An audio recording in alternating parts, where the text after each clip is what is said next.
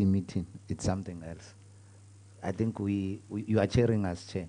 So I think Honorable Kalak will be doing that as a member of a committee. Thank you. Yes, Honorable Fandam.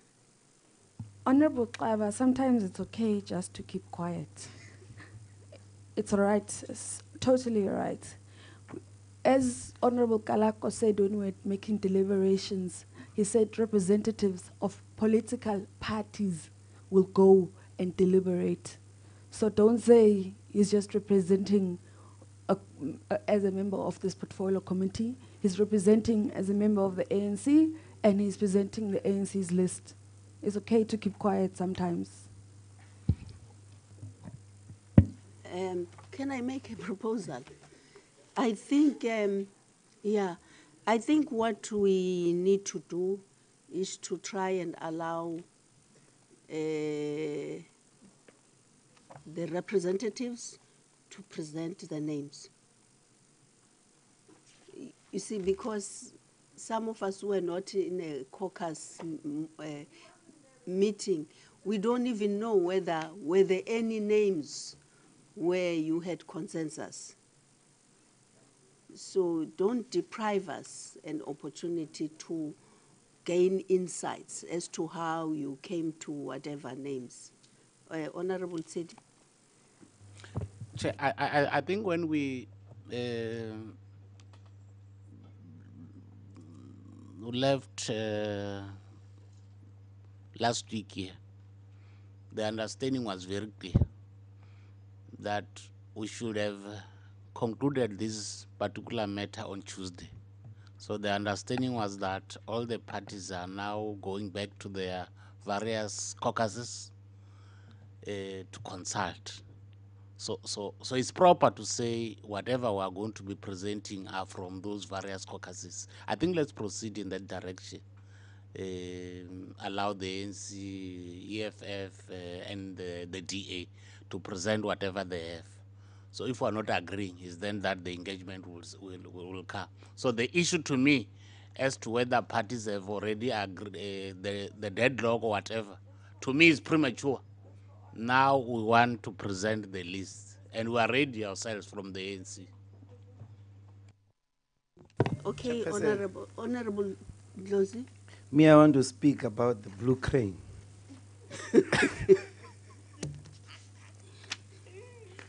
I want to know if the blue crane has been shortlisted and it will be presented by Kalako.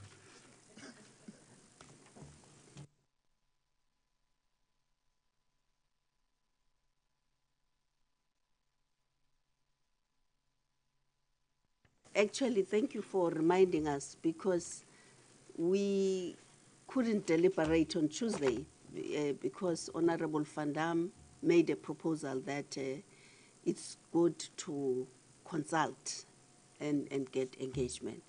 And if we keep it at that spirit, that will help us to understand where there's a convergence and where there are differences.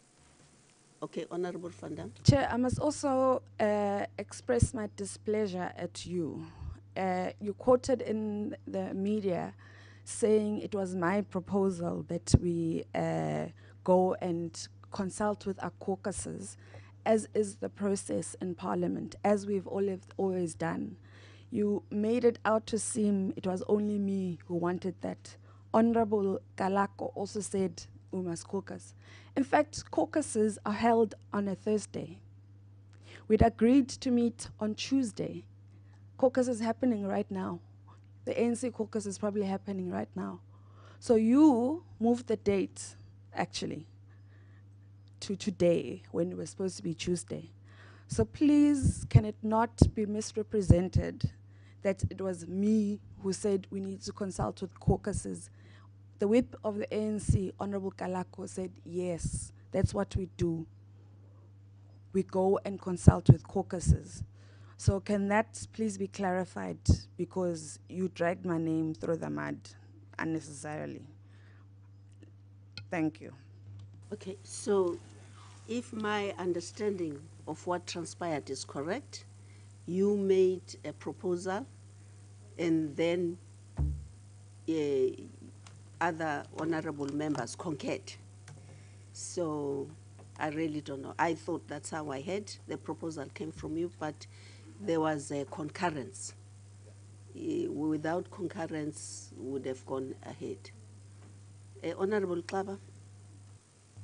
No, Chair, I think you are right in how you are raising it. Honorable Fandame shouldn't present, always she liked presenting herself as singular. And we are always cautioning and advising her to say, ours is to act as a committee here. Now, perhaps media would write about her, so we must listen to that. Our actions, you are leading the committee, we are acting and doing our work as a collective and a committee, not singular here. I think you are right the way you are saying it. Thanks, Chair.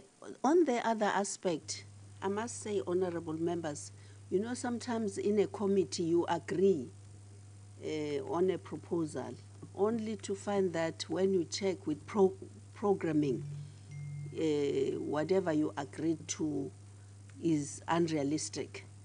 Like, for instance, if Parliament is rising on Wednesday, it will be very difficult for them to put, to schedule something which they don't have in front of them. So that was a difficulty also, that we had to shorten our consultation so that at least they have this item ready and they schedule it. Otherwise, if we waited for Wednesday, we will leave and say to them, can you schedule this? There could be difficulties because you are rising on Wednesday. So hence the emphasis that we have to do it before Tuesday. Okay, honorable members, are you proposing something different, or we ask? No, no, I'm just on the subject matter, not the peripheral things. I want to just get on that so that we start to do what we are supposed to do on this item. Can I go, Chair?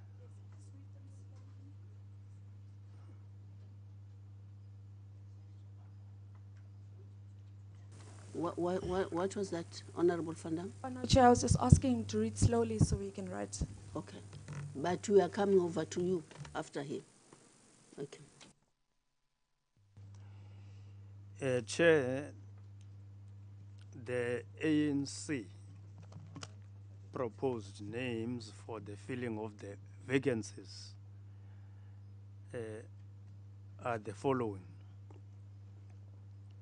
After we have considered gender, considered how the board is constituted, considered the what we need in the board now. The names are Miss Papaya, that is Mary Papaya. 2, Miss Jasmina Patel. 3, Dr. Mashia Socikwa. 4, Miss Mamutupi Mutlala Mlaudzi. 5, Miss Benedict Muthein. 6, Advocate Muchedi Benjamin Likalakala. 7, Professor Cooper Seth Sivan. 8, Mr. Maimela David. That is David Maimela. Those are the names, the proposals from the ANC to fill the vacancies which are there in the board at the present moment. Thank you, Chair. Okay, thank you. Honorable Fandam. Thank you very much, Chair.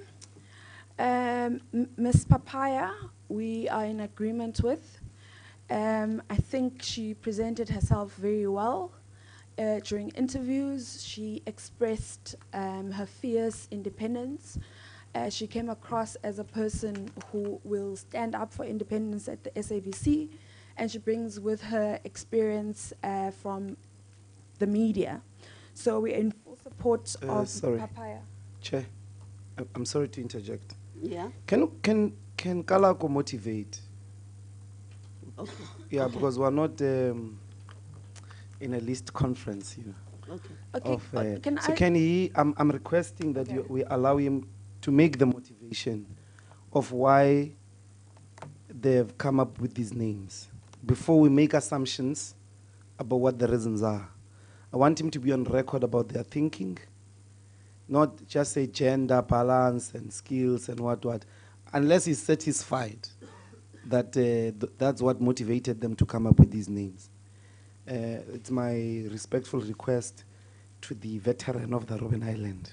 Yeah, I support that, Chair. Honorable Kalako, maybe if you can take honorable members through each and every candidate, the motivation you had. Chair, no problem, Chair. We can do that. Chair, Miss Papaya Umeri acquitted herself firstly very well in the interviews, yeah? And her experience as a journalist, both community and also knowing very well the TV space, and also, of course,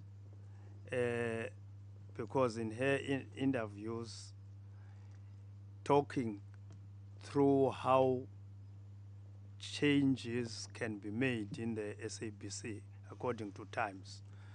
So, and of course, she's very independent and strong, which is those are characters we need. So we selected her based on those qualifications.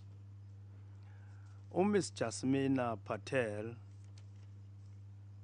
with her experience on different fields, as her actually CV has actually revealed to us, and herself in the interviews here, especially around accounting and even her qualifications as a Bachelor of Accounting Science and Masters in Business Leadership. And she has been in all the positions leading the internal audit in different organizations and companies. And she has also actually created those units where she was, as you'll see. Dr. Sokigwa,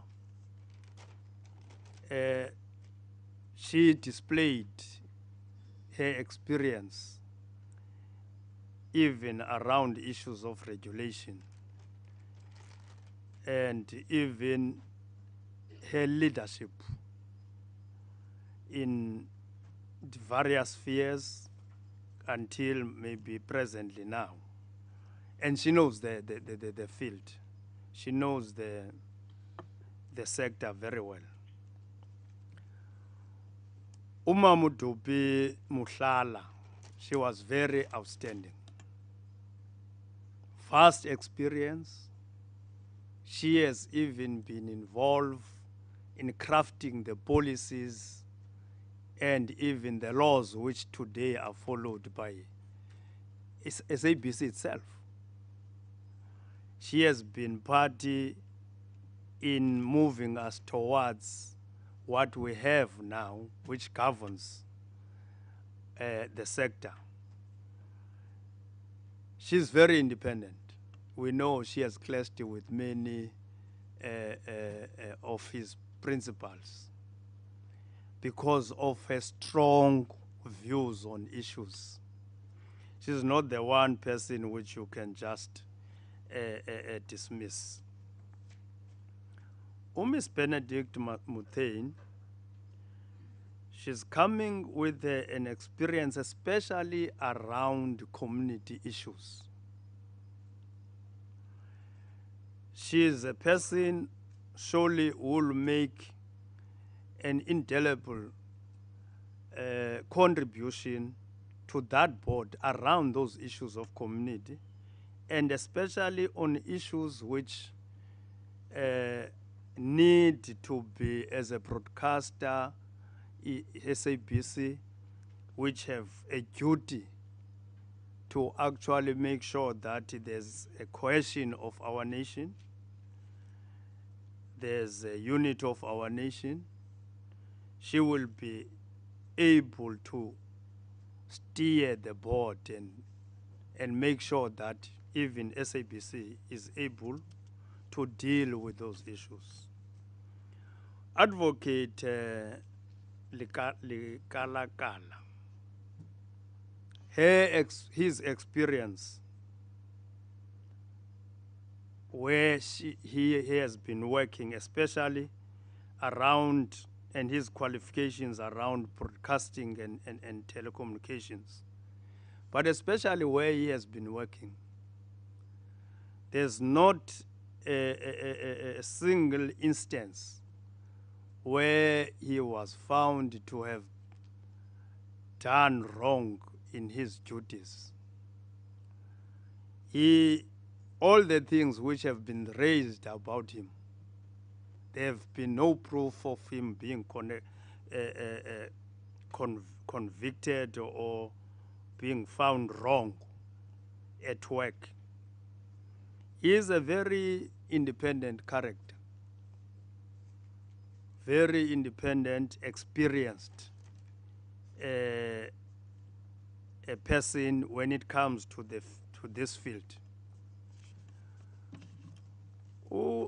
Professor Seth Cooper, I'm sure if people who know him will know this is one individual which you cannot make him your lackey or to do wrong things. He's very independent. Scholarly wise, we all know him. He's very independent. He's credible. He's got experience, even in the field in which we are putting him in. He's not a walkover. That's why he always crosses swords with many people. He's not a walkover. He actually stands for what he believes, unless he's actually convinced otherwise. David Maimela, a young fellow who has got a very bright future and potential, who also, he has done a lot of research, he has written papers. He is a person who can contribute a lot in the SABC.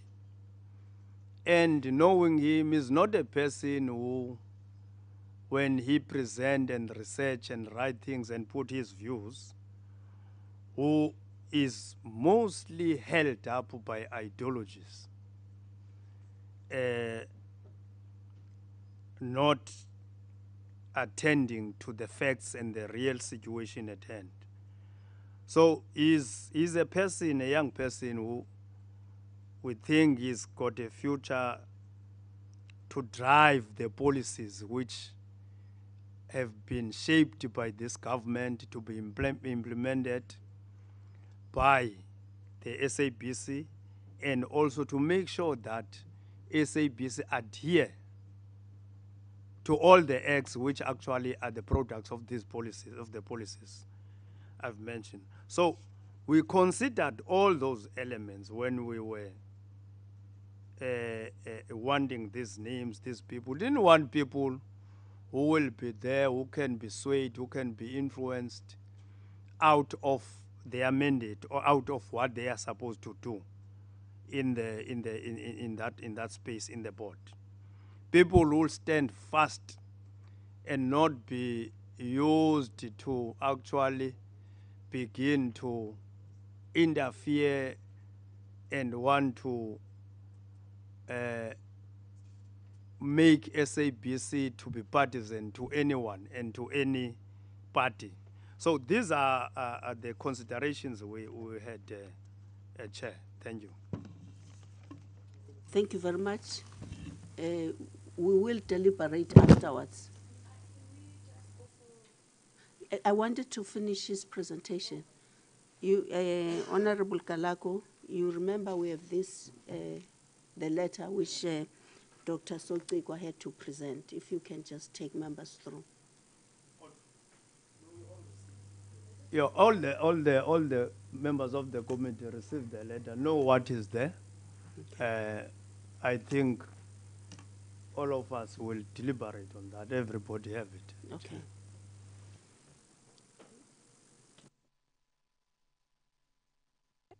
Okay, as I was saying, Mary Papaya we're in support of. As I said, she conducted herself very well during the interview. She seemed to have a very fearless spirit. And I feel Chair, Chair, order. I think let's correct this thing. Otherwise, we'll have problems. I think we're at the stage where she must present a list from the DA. That's where we are now. Chair, So for it will be wrong for her to start with demotivations now. Can I present a list, motivate as Honorable Kalako was doing? The issues that is coming up with to me should not come now. She's jumping the gun. Present her list from the DA. That's what we want now. And that's exactly what Honorable Kalako was doing. Honorable Fandam.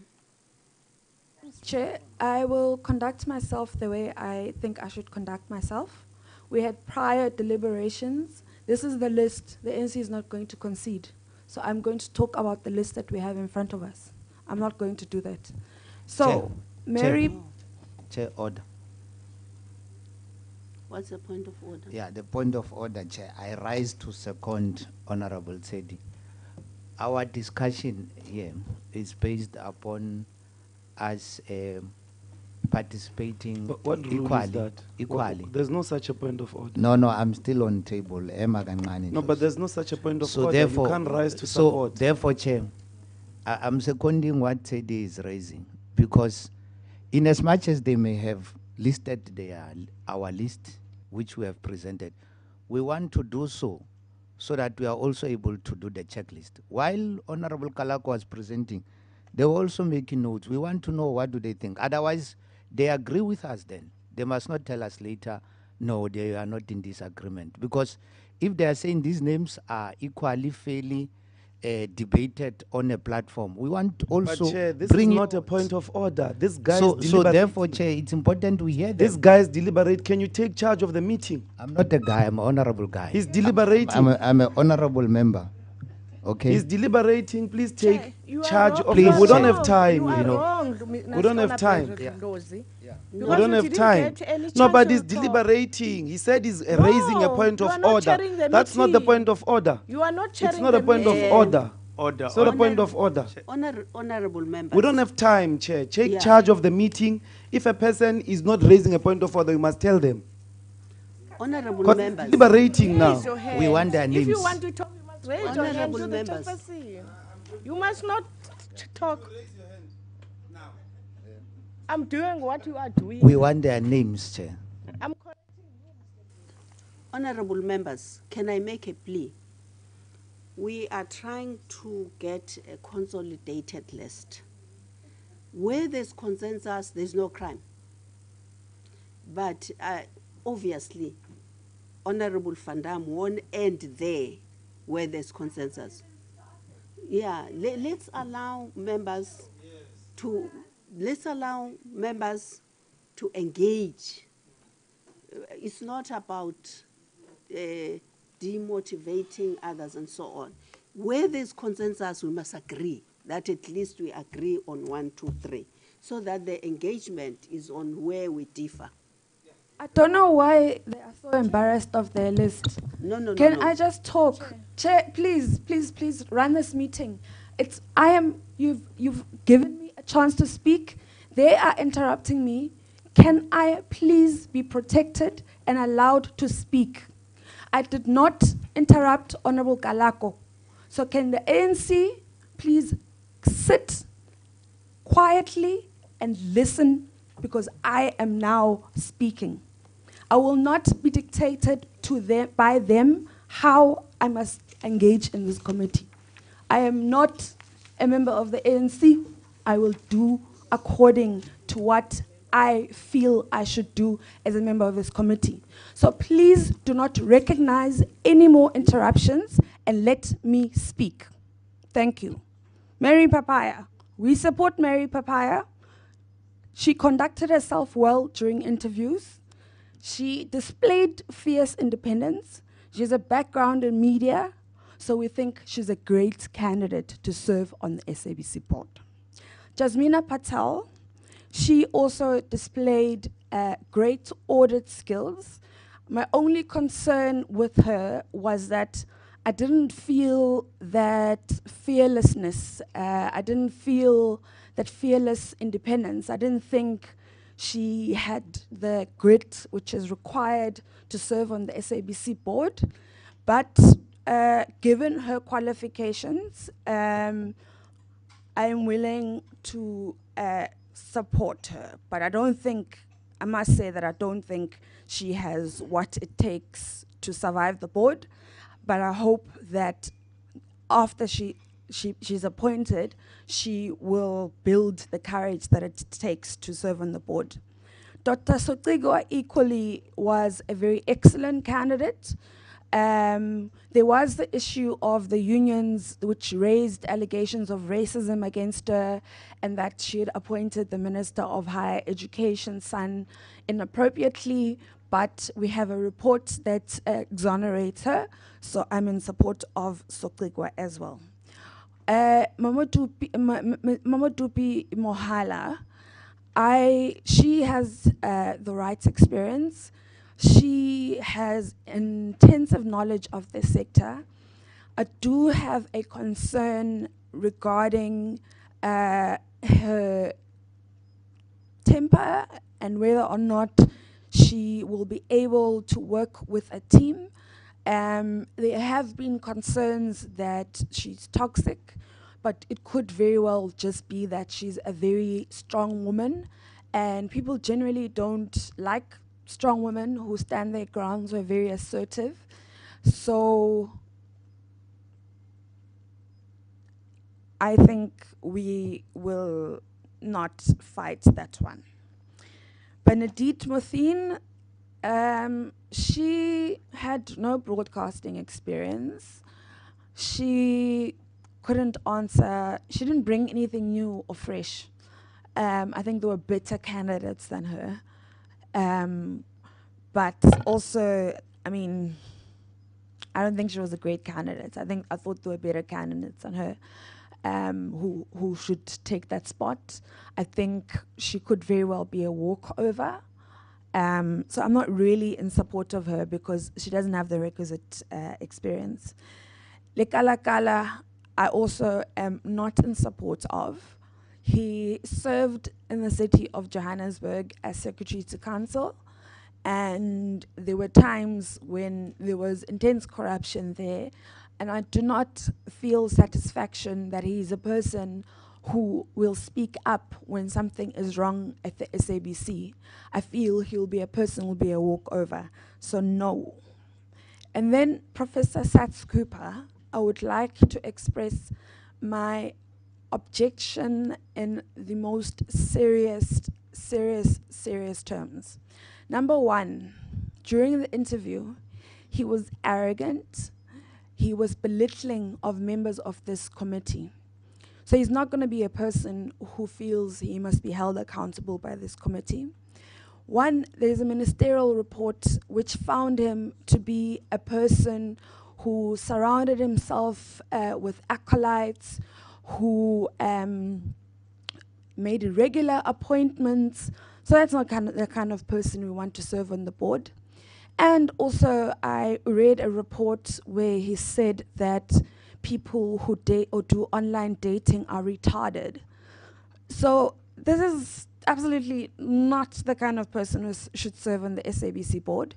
One, there's a report that finds him of serious transgressions, which we are not considering.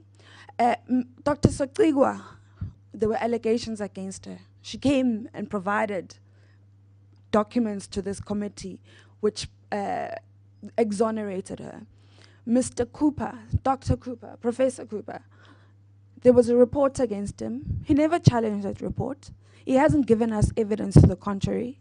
So he's absolutely unsuitable for the SABC board, and we will fight to make sure that, as we hear rumors that he's going to be appointed chair, let it be known that we are going to be quite tough on Sats Cooper. He does not belong on the SABC board. He will destroy the board.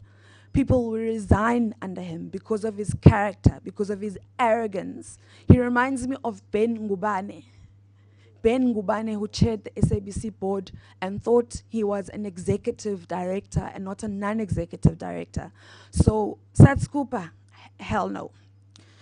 David Maimela, while I am in support of young people being on the SABC board, there are young people who have experience in broadcasting, who have the qualifications required in the Broadcasting Act. Mr. Maimela doesn't have those qualifications. So if there was another young person who came here, and I'm sure there are plenty of them out there who have qualifications in broadcasting, who have that kind of experience, then I would support him. Also David Maimela's experience is mainly in the ANC. He's on social media campaigning for the ANC. So I don't support David Maimela.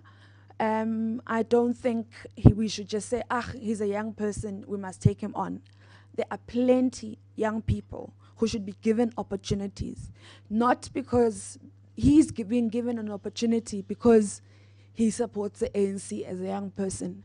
There are young people out there looking for employment who have the right qualifications but do not get appointments because they don't have ANC links. So Mr. Maimela, we do not support. Who would have preferred to see on the board? One, we were very, very clear when we were doing advertising that we need CAs. We agreed on that. There was a point that we were very clear about. On this list, there isn't a single CA. We only interviewed one CA, Mr. Rowan Nichols. So we need a CA on this board. Then there was Nokuzola Aarons, who displayed great knowledge of the sector, who displayed great knowledge of the very famed and very little understood Fourth Industrial Revolution. And I thought she was an excellent candidate. She should have been on the board. And also Mr. Sorry, let me just open my list. Sorry about that.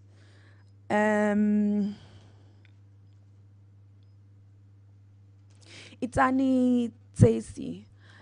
He has experience in the SABC. So he's the kind of guy who stood up to Hlaudi as a staff member. He was bullied. He had the SSA spying on him. So he's the kind of guy who has courage. And if you appoint him on the board, he'll hit the ground running. I would David Maimela and Seth Cooper and Lekalakala have no experience in the SABC. They'll have to take time to learn. Itani will get there, hit the ground running. These people are going to take time to still study what the SABC is about. There's no time for that. We need people to go there and work now because the SABC is in serious crisis. So we don't need people that are going to get there and still must learn the ropes and We don't have time for that. So those are the candidates that we would have liked to see on the board. This list does not have a CA. This list has people who don't have broadcasting experience. This list has people in Seth's Cooper who was found to have conducted himself irregularly, who is known to surround himself with acolytes, who showed us he is an arrogant person. So him, no. Thank you, Chair. Thank you very much, Honorable Van Dam. At least already we have consensus on 3 names, on 4. Which one is the 4th one? Oh, okay. Thank you very much. At least honorable members who have consensus on 4 names. So it's a good start. Honorable Ndlozi? Thanks, Chairperson. First of all, I want to express my disappointment with the ways in which the interviews went. There are a lot of members in the panel who did not demonstrate the knowledge, the required competent knowledge to interrogate candidates. Actually, at some point, some of the questions were very embarrassing. They brought the reputation of this committee into disrepute. But also it cast a shadow of doubt on whether they are capable, as part of the committee, to deliberate on what is needed. What kind of people must walk through this eye of the needle? So that judgment is important and is going to make the conversation very hard. That's number 1. We've been in this position for many, many times. And how we've always worked was through consensus, understanding that the SABC needs the necessary space, the necessary independence, and needs a committee that, as much as possible, works together. I warned, this is the most toxic time in politics to try and constitute the leadership of any institution, because everyone's campaigning. That's the second thing that was happening here. Members of the committee trying to campaign for their political parties instead of prioritizing the interviews of the SABC board. But what does that mean again? We break for a caucus. I know that Honorable Kalago didn't bring it to the record, but it's going to be hard to find consensus for the first time in the 5th Democratic Parliament. As its sun sets, we're going to leave the SABC with an, majoritarianism type of an approach.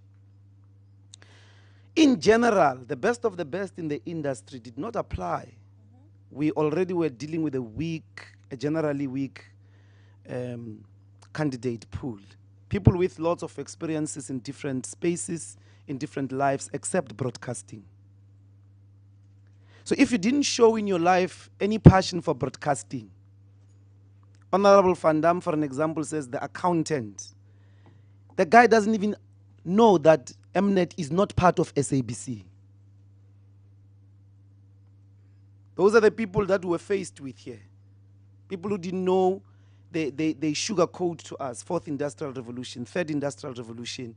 There's no interest in the SABC. There's no interest in the broadcasting sector. There's no interest in the developments that are happening technologically. Now, having said that, so the following people have no broadcasting experience, have never shown interest. Their first interest in broadcasting is to be a leader. It's like arriving in church and then you ask, where do the bishops sit? You just got converted now, but you are asking where do the bishops sit? You say David Maimela has articles that he has written, he has shown intellectual formidability, but what is he writing about? What is he writing about? He's not writing about broadcasting. He's not writing about anything related to the SABC in relation to its problems. So the only thing I'm pulling from is that he was a president of SASCO, so there's an education aspect to him. But what does the SABC need?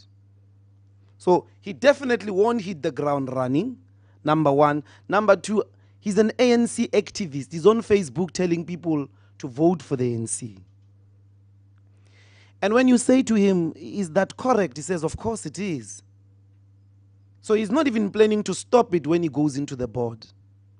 Because it's right to be openly, politically partisan in the SABC board. It's tragic that you are even considering him. Seth Cooper. I think the entire industry will be seriously insulted and undermined with this candidate. I'm still to hear what you are seeing in Seth Cooper. He's very self-obsessed, beats his chest with his titles. I mean, he's got an entitlement syndrome, actually, because he struggled somehow. Yeah. So he's talking to us who are young. So you don't know what we would have done, but your record in the post-democratic era is that you actually were a bad leader in a university. That's a serious institution. He failed dismally to run that institution.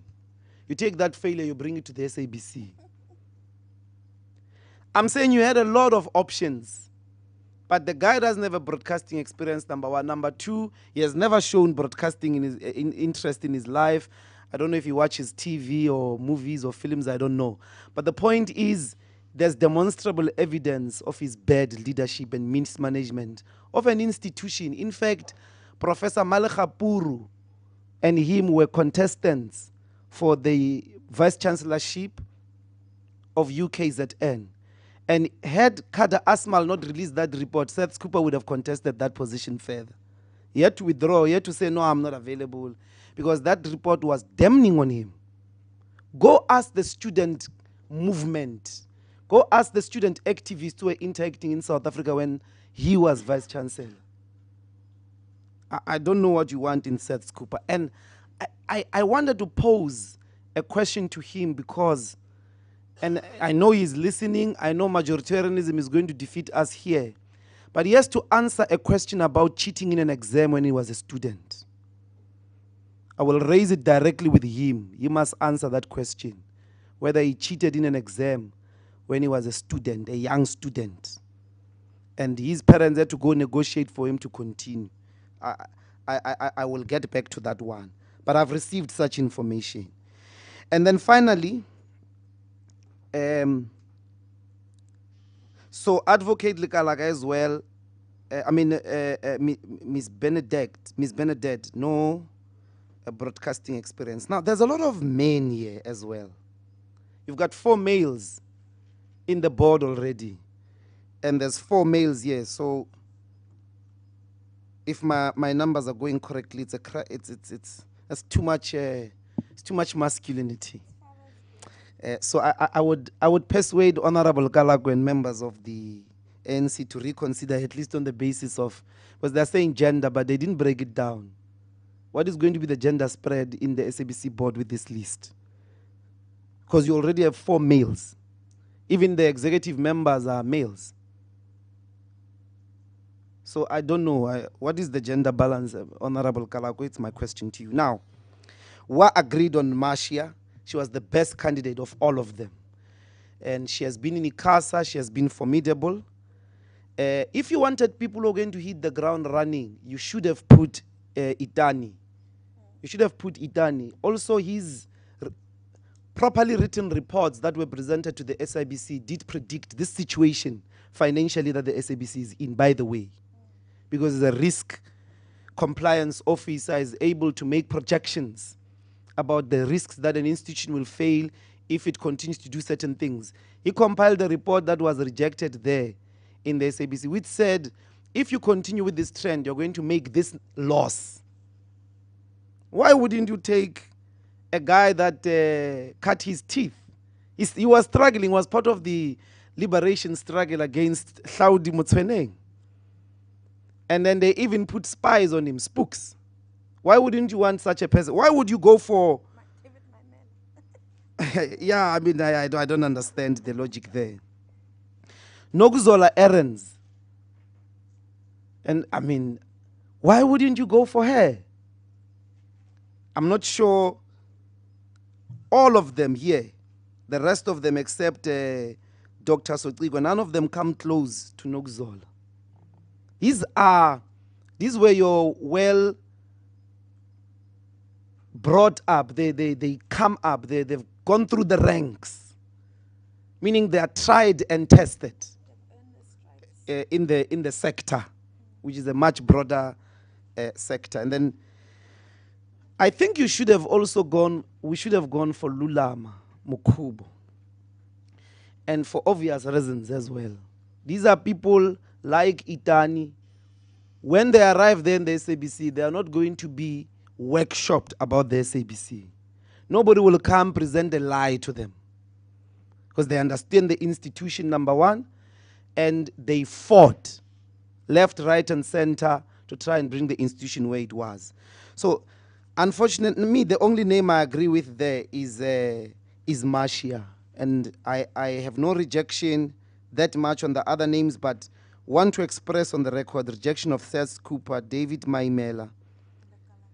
The grounds for these two names, I'm not sure where do you go. Also, you need females. Let's take them out and put women if you can't compromise. Nokuzola Errands, at least ourselves and the DA, we agree that's a superb candidate. I seem to remember yourselves very impressed with her during our tea breaks and very civil engagements. We were very happy with that candidate. Nobody was not happy. Let us put Nokuzola Errands. Let's debate Lulama Mukubo. But in the name of at least a gender balance, which you comrades say you want, I think that will be my proposal to the changes in this list. Otherwise, Seth Cooper is a tragedy. Thank you. There was Sadie first. Yeah, but can I say, how many? We have 4 women.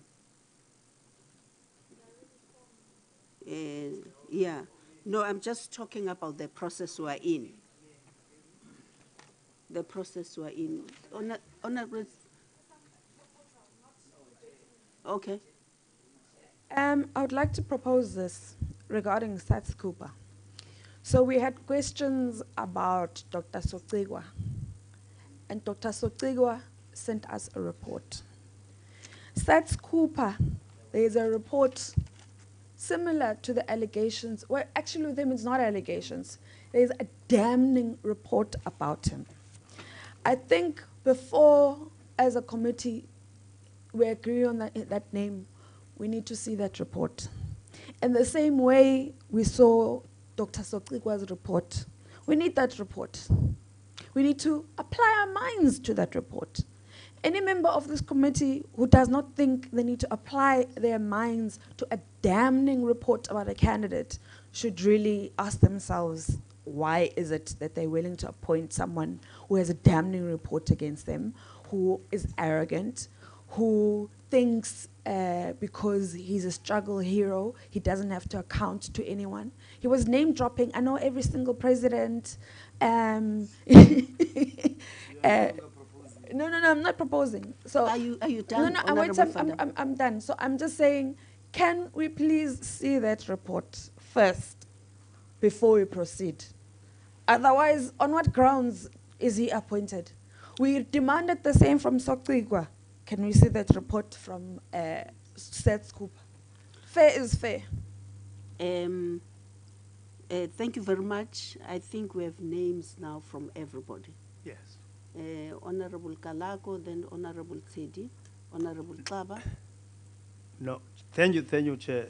We have names and some agreements on some few names. But let me come to this Seth Cooper thing. I think the what angered most of the members in the opposition is his forthrightedness. Just forthright, goes to you straight, just like clothes. I'm sure he doesn't want people, characters like him. So because, and even a member fund, that's why they accuse him of arrogance. I didn't see any arrogance to Seth Cooper when we, and the report they are talking about, we didn't ask Seth to come with a report like we did to others when the issues were raised. And the report they took, we could have asked Seth to come with that report if they could have tabled it themselves. Look, now he's coming. I wish what he's saying, he must go and say it outside about Seth, that he cheated at school. And no, you are protected by Parliament here. Don't take chances. You go outside and say it there. Because a tendency of members of Parliament is to say things they cannot say outside. So I challenge him to go and say that outside about Seth. Seth will answer for himself. So I think the problem they have is they can't manipulate Seth Cooper. The opposition can't manipulate Seth Cooper like it used to try to do to other board members. I'm talking about you, what you are saying. I'm talking, where's the report? Can you protect the speaker? Where's The the, speaker is protected. okay. I haven't stopped it. Where's the report? Where's the report? So call Because them to order. you didn't table any report before us. You didn't even have a courtesy of saying, hey, there's this we're getting about Seth Cooper. This is the report team goes, can it circulate to members? Or you circulate it as you'll do to us. You didn't do that. Now you want to create some hullabaloo, some things in the air, cloudy, things which are not there. Because you didn't say those things here. No, you didn't. When Cooper took you on, you deemed him arrogant. So I would listen if they were coming with any other. Thirdly, Chair, they are so obsessed with this rumor or gossip, I don't know where they get from, that we want to make Seth Cooper a chair. There's a chair of the board. How do you make Seth Cooper a chair of the board? There's a chair of the board. These are additional members. So I don't know where do they get that discussion. Who discussed with them that? I don't know. Because we don't have that at all, Chair. And again, Member Van Dam, he's repeating exactly what he could not, push through when Ben Likalaga was there. On the issues which he raises about whether Segruleni or in Johannesburg. So that obsession of them, that if somebody, I will come to David, because the only opposition about David, and David clearly said to them, no, look, if he's a member of the ANC, what is wrong? He's a South African. Is there anything wrong in that? If somebody is a member of the DA or a member of, and is put in an institution of government, nothing wrong. So their opposition to him is precisely because he was just very clear that yes, they want to prejudice him because they have been in conflict with him over social media about ANC, campaigning for ANC. Why should he actually be shy about that? Because DA doesn't want it. No, can't behave like that in this country.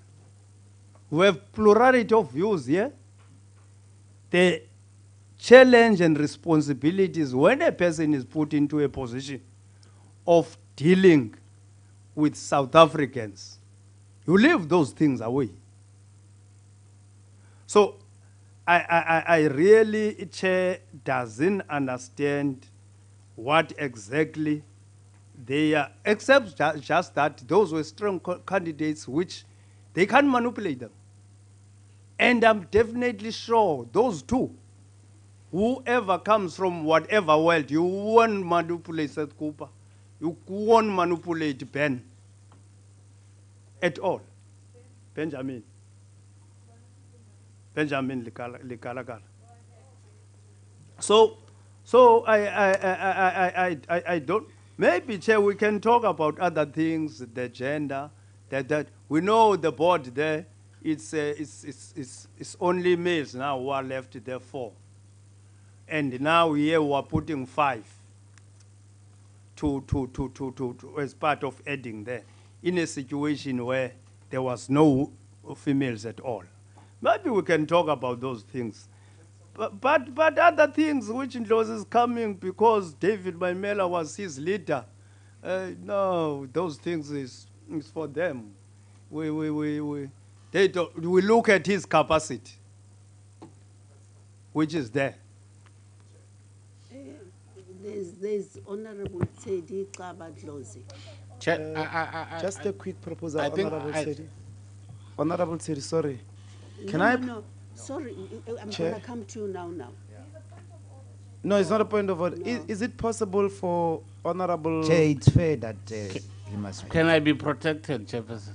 Yeah, you are protected. That's what I've explained to Honorable Kloof, that Okay. you already have taken the platform. Yeah. It's Eh. going to come. Okay. Chair, I think let's correct few issues here. The first one is that we have presented a list already with 5 females. Should be very clear, and 3 males. It is correct that in the past we have been arriving at decisions at the level of the committee through persuasions. But if they are not ready to be persuaded or with substantive issues, obviously at some stage democracy will have to prevail. That would be unfortunate. The Honorable Kalok indicated that it will be wrong to start now to talk about who is likely to be the chairperson, deputy chairperson. And in my view, I think that's the prerogative of the president. Even if we were to review that, it's the president who can only review that particular aspect. So we must not go into that thing because that will create problems. The second last misleading thing, Chair, is that you will remember we advertised the post for this board last year. We re-advertised. There were new people who applied, who also took on board those who applied last year. So the issue of people not, some other CAs and other people who might not necessarily have applied at this particular stage, that should not arise. It can't only be CAs who must run this board. We need a variety of skills, legal, as we have indicated here. We are presenting a list with people of various skills. People who have got legal background, people who have got financial skills, people who have been in the board, because we are also trying to balance here. We can't have people who can't have a board which is solely dominated by people who have been one or another who have been in SABC. To us, that would be a recipe for disaster. So we're trying to strike a balance. As much as we want people who have got an experience in governance matters, but we're also looking at people who are not necessarily too much involved in other boards, because that has been one of the aspects in the past, Chair. People who are in so many boards and that are not putting emphasis and concentration and giving the necessary support to the SABC. So we're trying to strike a balance. One, people who have got that experience in governance, but we also want people who are not involved in so many boards, who will not end up giving the necessary attention this board is supposed to get. We want to stabilize the board, and as I've indicated, that can only happen if we have a balance of people with experience and those who are not necessarily involved in so many things. The last one, Chair, we Overall, as the ANC, we are impressed about the people that we are presenting now. They've proved beyond reasonable doubt that they can deliver. And that can be proved by, because these interviews were live, people were even texting here indicating that indeed these are people who are up to the task, who can deliver. We want to stabilize the SABC. And in our view, the list that we are presenting is composed of people who will assist us to stabilize the SABC. Their views around one or two candidates, yes, is correct. But at some stage, democracy will have to prevail, Chair. Thanks. Honorable Baba. Thanks. Thanks, Chair. I think, Chair, it's fair that we start by acknowledging everybody who had applied. I think he had shown confidence to lead this committee and service to country. So it will be unfair of us, really, to may want to ridicule or raise or be against how they may have performed in a particular manner in a bad way. I think we must appreciate that, because from 383, even shortlisted to 24, everybody who have applied, I think, have shown capability and have read the advert to can apply. But Chair, I would come to the names. I think I will start with Professor Cooper. For me, Professor Cooper, as ANC had proposed him, is a right candidate. He had even shown that he had no contracts within government. And one thing good about him, he cannot be dominated. And he's ready to be a team player. And that, Chair, is symbolized in his experience, having served in many environments, and nationally, continentally, even internationally. And when we looked to his CV, we're able to relate to the work that he may have done, not only here in South Africa. His experience to have served within team player spirit is quite well. And he also served in some other boards, which is something we really need.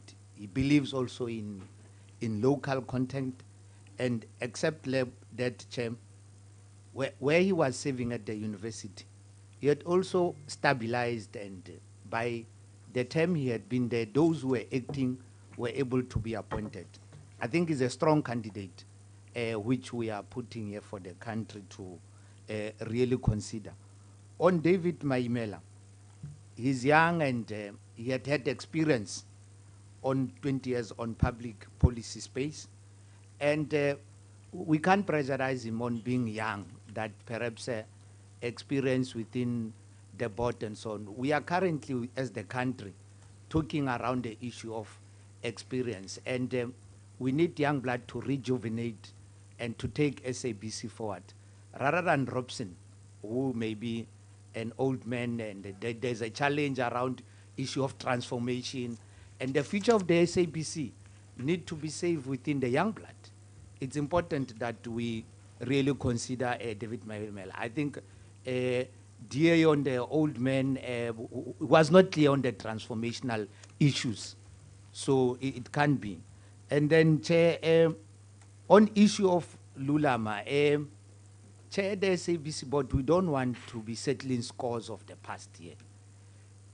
There may have been challenges and problems around issue of Saudi and so on, and some people who are still working in the SABC are still there. I think those controversies somehow will still be following her, Lulama. So that is a challenge for me to can agree with that name. I don't agree with it. I don't agree with Robson.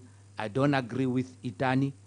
Remember, with Itani, that's where we also learned that there are brown envelopes in the SABC which are tantamount and closer to corruption, people being bribed for freelancers and so on. And we heard it from him.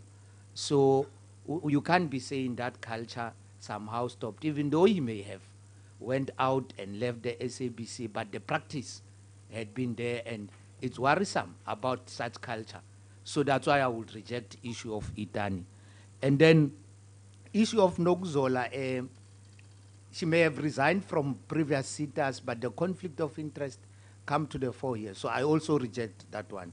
So I stand, Chair, to really be in support of the names as proposed by Honorable Kalako.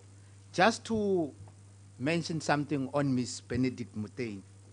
The issue of artists and actors within the SABC are cause for concern. She was very well on the issues which need to be clarified and cleared here. And she's a poet. And then believes strongly on issue of education content and the issue of human rights, which for me attracted me very well. And it was also clear on saying that the people must do a right thing to be paying TV licenses. And one other examples that were very clear was an example of Scandinavia, whereby people are paying and so on. And such examples will be replica to be implemented in the SABC. And she was strong on the issues of SABC Foundation, issues of democracy, corporate social development. That is very good. And 20 years of accountability and governance. So Benedict Mutei is one other good candidate which falls within the list of Honorable Kalaka. And I will confine myself with the list of Honorable Kalaka. I'm saying no to Robson, Lulama, Itani, and Nogzola, no. So not yet persuaded. Honorable Ndlozi. Honorable Ndlozi. Last one, who's Robson, Chief? I don't know who's Robson because, Who came here with the wheelchair? but there's no Robson here that was proposed. This guy. Chairperson, here's my. No, number one, let's correct a few things, Honorable Kalako. We've never been in a social media battle with David Maimai. Number one, at all. I don't even follow him. But the research indicated, which is something he doesn't deny. I find it tragic, and the public must actually hear. The ANC says it's not wrong for people to be in the board and openly campaign for political parties. It's not wrong. It says that's a diversity of views. To be at the helm of the public broadcaster and publicly campaign for this and that political party during elections or beyond. I hope we are hearing the type of a board that is being constituted here. One. Two, it is also incorrect that we did not put the ministerial report to Seth Cooper. I would ask Honorable Kalako to go and watch those interviews. We put that report to him. We even asked him, okay, why didn't you challenge it? So to say that we didn't raise it here is not true. Maybe we're in different interviews. Because we put that report, we spoke about Kada Asmal, we even quoted, I even gave as part of the report when we put two kinds of challenges to him. His appointment to the Psychology Association by Mantum Shabalalam Simang. We also put the Kada Asmal report to him. And then we spoke to him about the appointments. The resignation of Pitika Ntuli. We spoke about the appointment of some of the managers in the university, the successor of Pitika Ntuli as the dean of students. Where did we take that? Because we put the report to him. So it's not true that we didn't. And that's fine if you want him, but don't misrepresent facts of what happened in an interview where we were all there. I don't want to say what other members were doing when we were putting the report.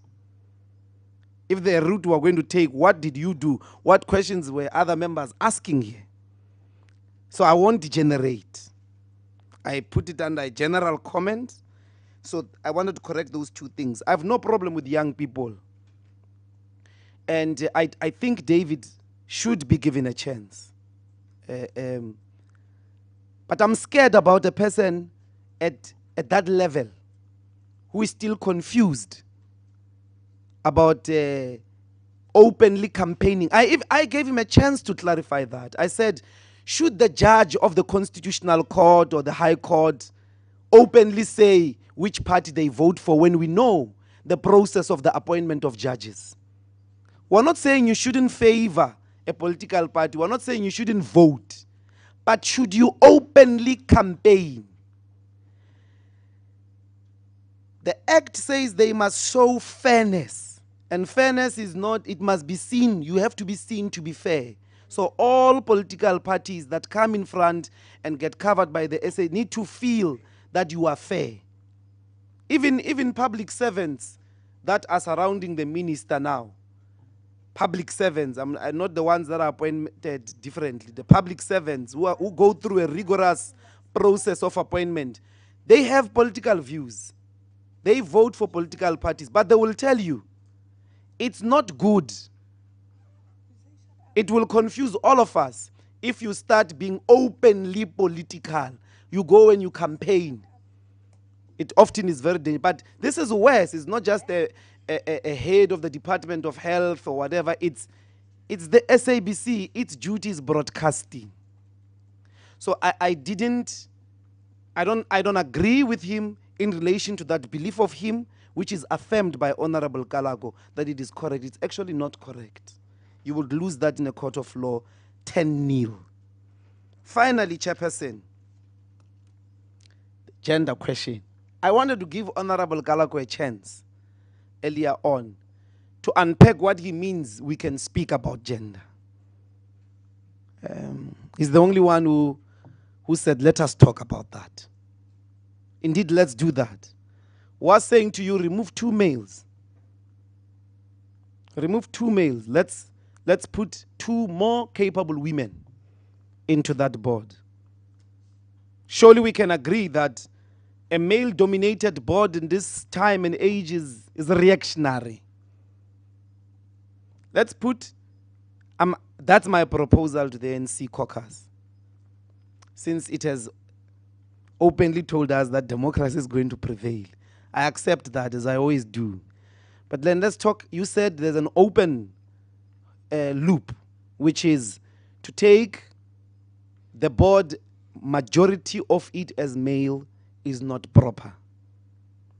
There are already 4 males in there. When you add those 3, it's going to be 7 against 5. At least, let it be 7 against 5 on the other side. And I think that if we were to agree, real comrades, Nokuzola was talent. That's talent. Tried and tested talent. Nokuzola Aaron's tried and tested talent. Let's come closer to that. And I would also insist on Lula Mamukubo. You see those things you're saying about Sales Cooper, I don't know them. There's no evidence of them. That you can't impose on him. You can't plan with him wrong things. You can't say, no, let's appoint somebody illegally. But Lulama is the only candidate actually who has fought those battles openly. Who has said, no, I won't sign this. This is illegal. That Seth Cooper won't do that. I don't know. There are many people who went to Robben Island who did very wrong things. One of them led the country for a very long time. Even the report of the sitting president about the SSA is damning on that Robben Islander. So, Honorable Kalago, gender. Let's put 2 formidable women and take out 2 males out of this list, or 2 men out of the list. And those are my proposed 2 women names. Thank you. 3 points, Chair. 1, the report, the damning report against Sats Cooper. We do not have that report, but he acknowledged the existence of it. So as this committee, we have the power to go to the Department of Higher Education and request that report. In the same way that we requested for Nokuzola Aaron's, for Dr. Sokigwa. I won't labor my points. But we did say we need a CA. We were very clear about that. We don't have a CA. And there was only one CA appointed. So I would like to propose that we take a break. We've made suggestions, and let's try and not side with constitutionalism and not majoritarianism. So I don't know if they're open to further negotiations, and I must raise a serious, serious objection. While Honorable Ndlozi was speaking, the minister mumbled, "Shut up." That is unbecoming behavior for a minister to say to a member of a committee that has oversight over her. It is shameful, and I would like her to apologize. Not only to Honorable Ndlozi, but all of us. You can't come here in Parliament and tell a member of this committee, "Shut up." She must apologize. It's really, really unbecoming. Chair. Chair. Honorable Machoba first, please. She has been waiting for too long. Okay, Teddy. Chair, I think I don't think we have a problem. I don't think we have a problem in giving them last chance to be persuaded on what we are presenting. We don't have a problem. But I wanted to clarify one serious issue here, because if it's not clarified here, we'll leave here with something very misleading to the public. The issue of David being a member of the ANC and strongly campaigning for the ANC, because Honorable Ndlozi here is misleading. He has clearly indicated he is a member of the ANC campaigning, and there's nothing wrong. What matters is how does he conduct himself as soon as he is appointed a board member. I think that is what is more important. Point of order. So I just wanted to clarify that one. The ANC is not saying it's good to appoint a member of the ANC and still go there and push party politics in the board. That's not what we're saying.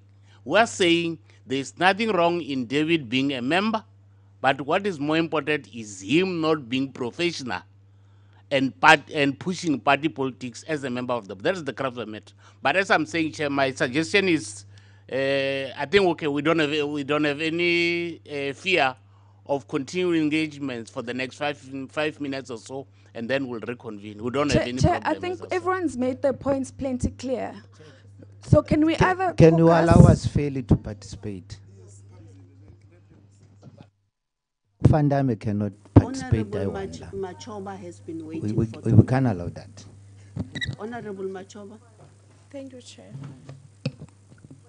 I think with my lower voice, I will start from what Honorable Dr. Ndlozi says in his introduction. Before I will support the names, I want to remind these two honorables on day 2, when Honorable Ndlozi was insulted by Van Dam, a serious insult. I was between those two honorables.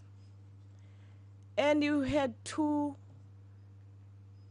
decisively respect both of them and not taking the side.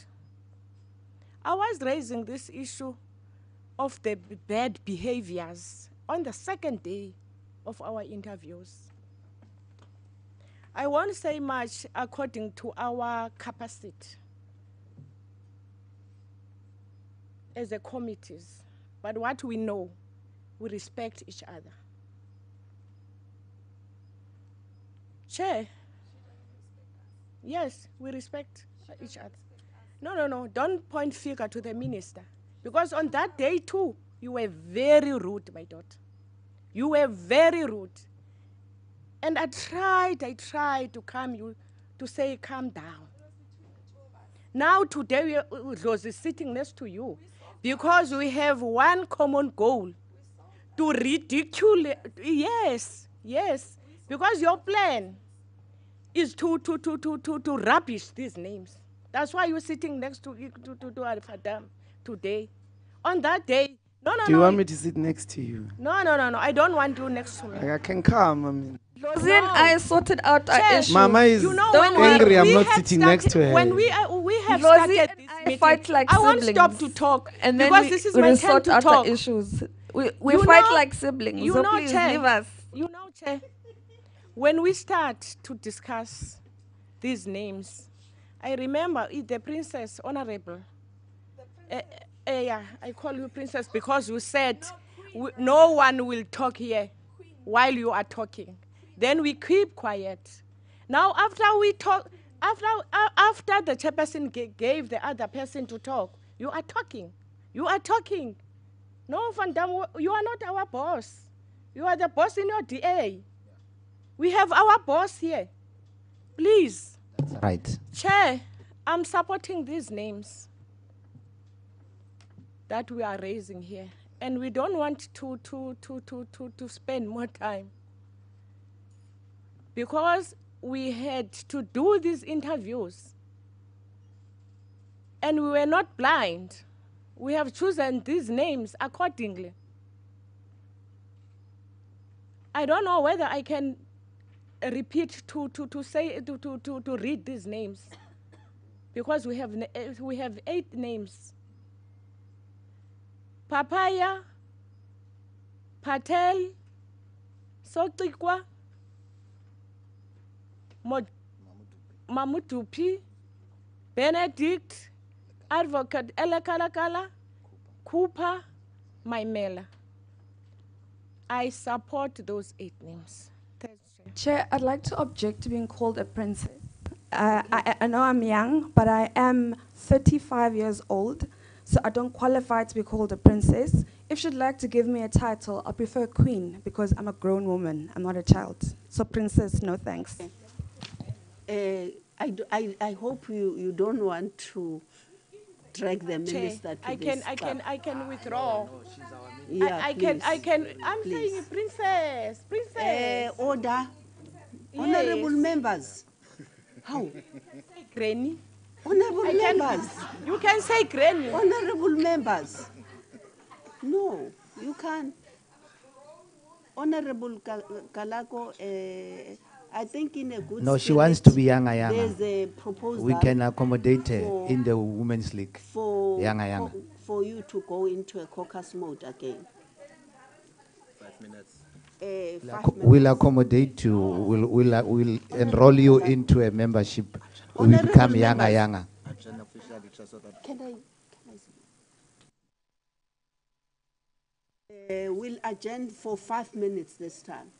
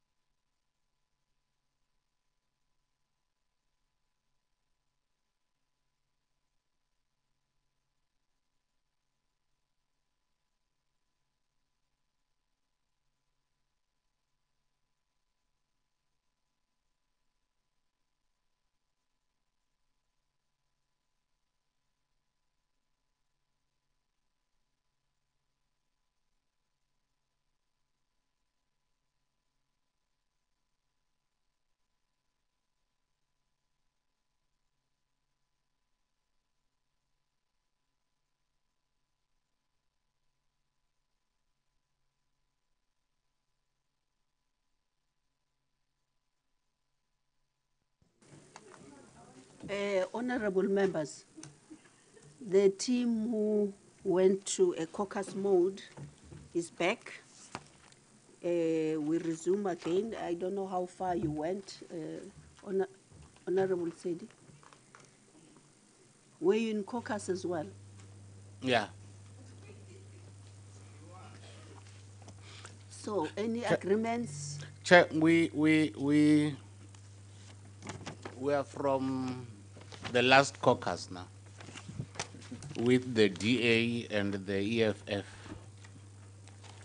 We continue to persuade each other along these lines. And as the ANC, we arrived at a conclusion that the list as presented still stands. We are, our candidates are Ms. Paya Mary as indicated, Patel, Sotika, Musala Mlaudzi, Mutien, Likalakala, Satsivan, and lastly, Maimela David. So the list as presented, Chair, still stands. We tried by all means to persuade them. They could not move, and we are also not moving. Thank you. Honorable Van Dam? Thanks, Chair. I think everyone has ventilated their views. We have ventilated our views. I don't think there's any point in further discussing this. The ANC won't budge. They want their list. They're not considering opposition views. So that's the list. We'll debate in the National Assembly when the report is tabled. Thank you very much. We'll see each other in the National Assembly.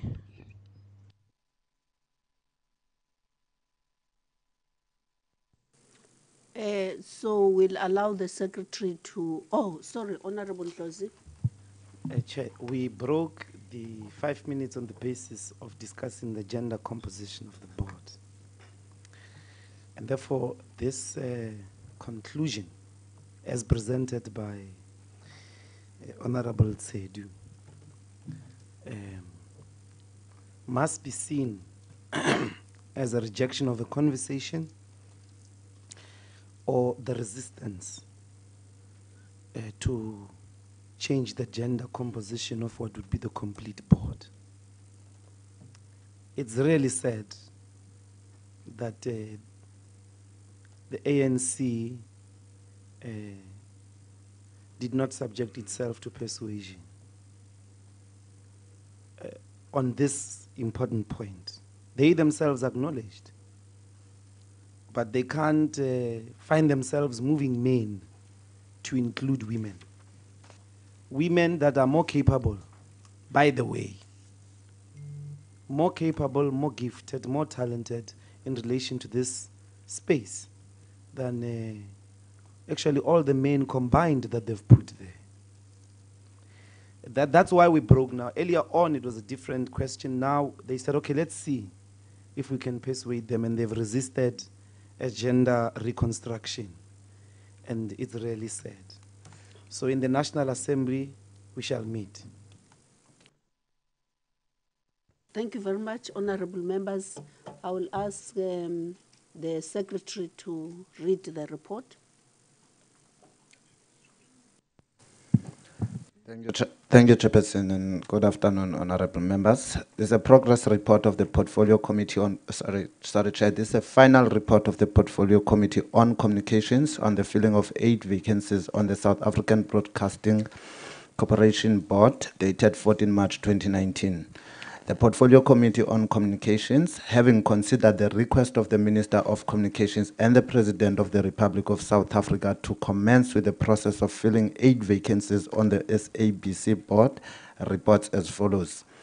A letter dated 10 May was received from the Minister of Communications informing the National Assembly of the resignations of Ms. Rachel Kalidas, Ms. Phoebe Potgieter-Qubule from the SABC board, as well as the declining by Ms. Nomvuyiso Baki of the offer to be appointed to the board, and requesting the National Assembly to recommend 3 candidates for appointment in terms of Section 13 of the Broadcasting Act for the unexpired portion of the period for which Ms. Kalidas and Ms. Potgieter Qubule were appointed, and 1 candidate for the unexpired portion of the period for which Ms. Baju would have been appointed. A second letter dated 11 July 2018 was received from the Minister of Communications informing the National Assembly of the resignation of Mr. Victor Rambau in terms of Section 15.2 of the Broadcasting Act, number 4 of 1999 from the SABC board with effect from 29 June 2018, and requesting the National Assembly to recommend a candidate for appointment in terms of Section 13 of the Broadcasting Act for the unexpired portion of the period for which Mr. Rambau was appointed, which would have been until 15 October 2022. The committee advertised the call for persons to be nominated to serve on the SABC board and received 80 nominations. On 16 October 2018, the committee deliberated and unanimously agreed that the following candidates be shortlisted for interviews: Mr. Kevin Jones, Advocate Likalakala Muchedi, Mr. Thabo Lishilo, Mr. Diliza Matikiza, Ms. Unati Magwenchu, Ms. Fuyokazi Makubalo, Mr. Matthews Mufukang, Ms. Benedict Muthien, Mr. Mejen Naidu, Ms. Toza Manene, Mr. Michael Norik, and Ms. Jasmina Patel. The names of the shortlisted candidates were published on the parliamentary website for public comment for a period of 7 working days. The interviews were scheduled for Tuesday, 30 October, and later postponed to 6 November 2018 due to unavailability of candidates. However, a number of candidates withdrew from the process before the committee could conduct interviews, and it was at this stage that the committee resolved to re-advertise the 4 SABC board vacancies together with the 4 new vacancies which arose as a result of the resignation of Mr. Krishna Naidu, Ms. Kanyesile Kweyama, Mr. John Mattison, and Mr. Matata Tsedu. The 8 vacancies were re-advertised on 11 December 2018 with a closing date of 21 December 2018, and an additional 153 applications were received, which were, when added with the previous application, total to 233. On 19 February 2019, the committee met to discuss the SABC board appointment process, and on 28 February 2019, the committee unanimously agreed that the following candidates should be shortlisted: Mr. Gift Buthelezi, Advocate Benjamin Likalakala, Mr. Nkosana Mbukane, Mr. Matthews Mufukang, Ms. Mamudupi Muhlala Mulawuti, Ms. Benedict Muthien, Ms. Jasmina Patel, Advocate Nakedi Ribane, Dr. Mashia Sotikwa, Mr. Sipile Buthelezi, Prof. Sathasiven Cooper, Mr. David Maimela, Mr. Mbiyake Mkholo, Advocate Lufuno Nivondwe, Ms. Mary Papaya, Chief Lubuwani Matsila, Mr. Sembi Danana, Mr. Itani Tseisi, Mr. Rowan Nichols, Mr. Mfano Zelwe Shozi, Ms. Noguzola Errands, Ms. Mabato Ramahoshi, Mr. William Malima Ramushaba, and Ms. Lula Mamuhob. The committee interviewed all the above-mentioned candidates on 5, 6, and 7 March 2019 at Parliament. On 14 March 2019, the committee met to deliberate on the candidates' interviews and recommends that the following 8 candidates be appointed to the SABC board: Ms. Mary Papaya, Ms. Jasmina Patel, Dr. Mashia Sotikwa, Ms. Mamudupi Muhlala Mulawuti, Ms. Benedict Muthien, Advocate Benjamin Muchedi Likalakala, Professor Sathasiven Cooper, and Mr. David Maimel. Thank you, Chairperson. That is the report of the committee. Thank you very much, honorable members. There is the report. Chair, I move for the adoption of the report. Thank you. Honorable Kalakos, move for adoption. I second the adoption of the report. Honorable Machoba has seconded the report. Honorable Fandam? Note our objections and see you in the National Assembly. Thank you. Honorable Dlozi? Yes, please note the objection of the EFF. Thank you. On Dlozi's objection. I don't know which one works for you. EFF. Okay, excellent.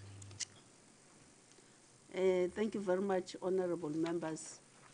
I had trusted your negotiation skills, so I don't know what happened. There's no appreciation of skills, as you've clearly realized. Usually we negotiate, but this time they didn't want to negotiate. Yeah. So there was Okay. no No, negotiation. the I'm not report is opening- agreed to, Chair. Oh, yeah. Competent Yeah. people are Yeah, appointed. no. Thank you very much. Now we'll invite the Honorable Minister. Honorable Minister, apologies, we have kept you for a couple of hours, but I thought it was important to allow honorable members to find each other on these issues. So, Honorable Machoba has an engagement outside. She apologized. So, Chair, I must apologize. I'm actually on sick leave this week. I just came for the names. okay, Thanks. thank you. See, Chair, you see, opposition, they only come for names, not for the work of the Republic. It doesn't serve. I have been here the- every it single doesn't serve. committee. I have actually, this is probably our last meeting, so I must say this. No, Chair, I'm going to say something good. Umamele. Chair, I want to Chair, say. we also want to respond. I've asked the Honorable Please, Minister please, after please. waiting for 2 hours. Sorry, allow me to say this.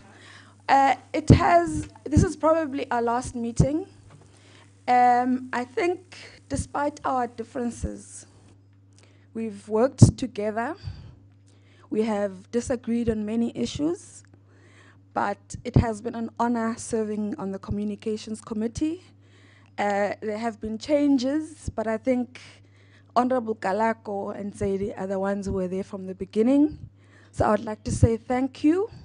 And please, before Parliament rises, you must go sit that side on the other benches so you can feel what it's like so that you're ready.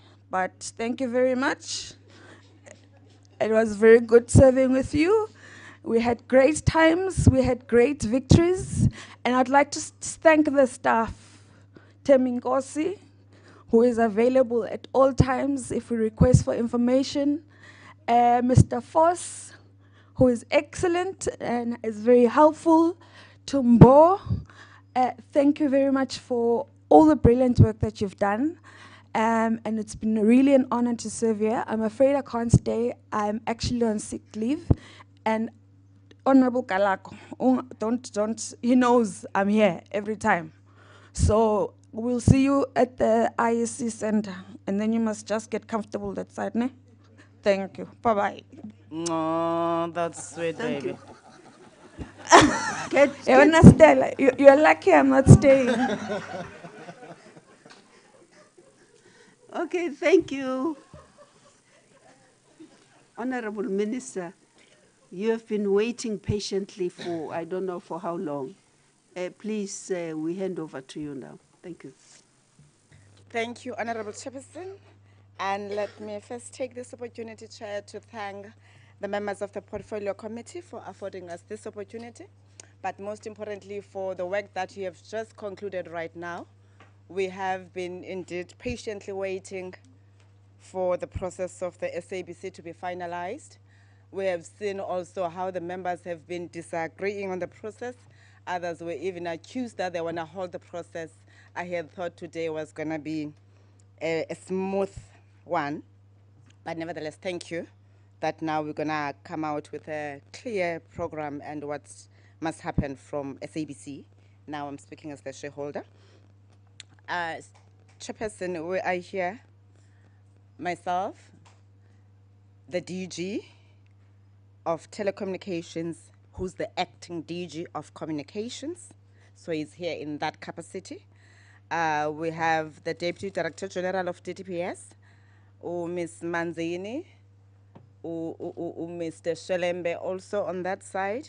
They're leading the team as led by the acting Director General. We have various presentations that we're going to make, Chairperson, but of course the focus is on the overall performance of the department and its entities, presentations of all those quotas that we have passed, The acting DG, as I've said, he will elaborate on the detail. What are the issues that we have not achieved and what are the plans or the measures that we are putting in place? The second one is the department's annual performance plan in line with the fourth industrial revolution. As you know that we've been given a new mandate and we will let the team again get into that because we're trying to say we're in a process of conceptualizing what direction must the department and government take in relation to the response of the fourth industrial revolution, the key projects that needs to be driven, and the broadcasting digital migration process, an update on what's the status currently. Of course, we can't leave the finances. We'll be providing the information, as you would know, that as at March 2019, out of the 1.5 billion that we had, we have spent about 97%. So the team will talk to all of that, and of course, the major contributors to the 3% that we could not spend on what are the challenges. On HR, we have again filled 84 posts, 71 permanent and 13 contract. And the ones that are not filled or the ones that are vacant being the post of the DG, the Chief Director Entity Oversight, and the Director Cabinet Support. And as I talk about that, we spoke of the measure early that was pronounced. Therefore, you will understand why also we felt like probably it's not an urgent thing. We don't need to do it actually because we are going to be one department. The DG will then also take the portfolio committee through the process of measure. When I say the DG, whoever that he will then mandate. With your permission, Chairperson, if I were to allow the acting DG to take us through. Thank you. Thank you very much, Honorable Minister. DG, acting DG.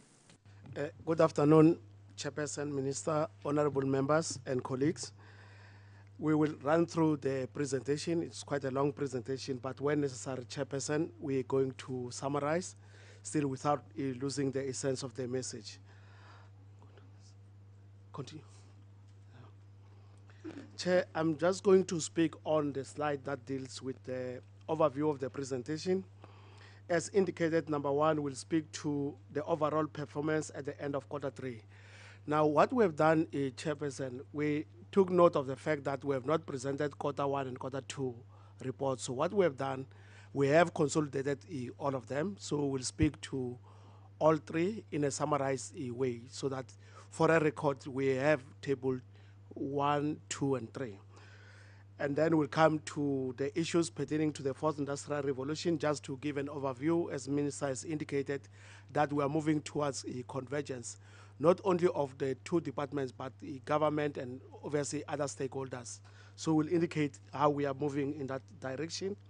Then we'll give a highlight on the broadcasting digital migration as things stand currently, financial information, human resources, state of the entities in the communications portfolio, and we'll conclude by dealing with the measure process as indicated. Without much ado, I will ask Kidibon Petla to lead the presentation.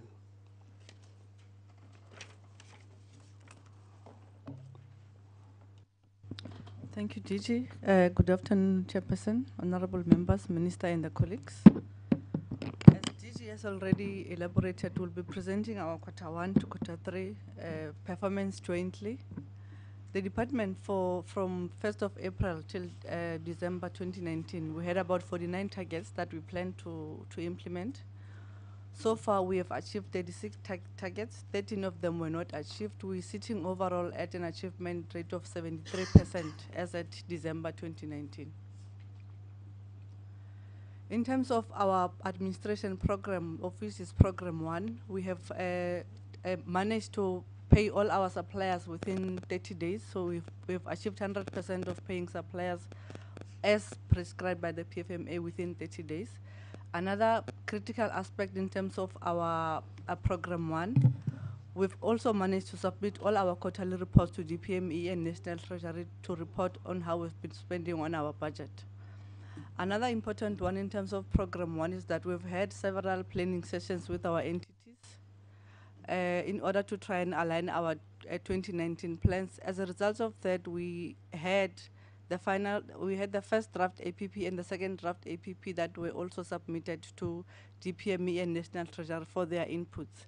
And we've since updated the planning documents that will be submitted to the Minister for approval before we implement from 1st of April.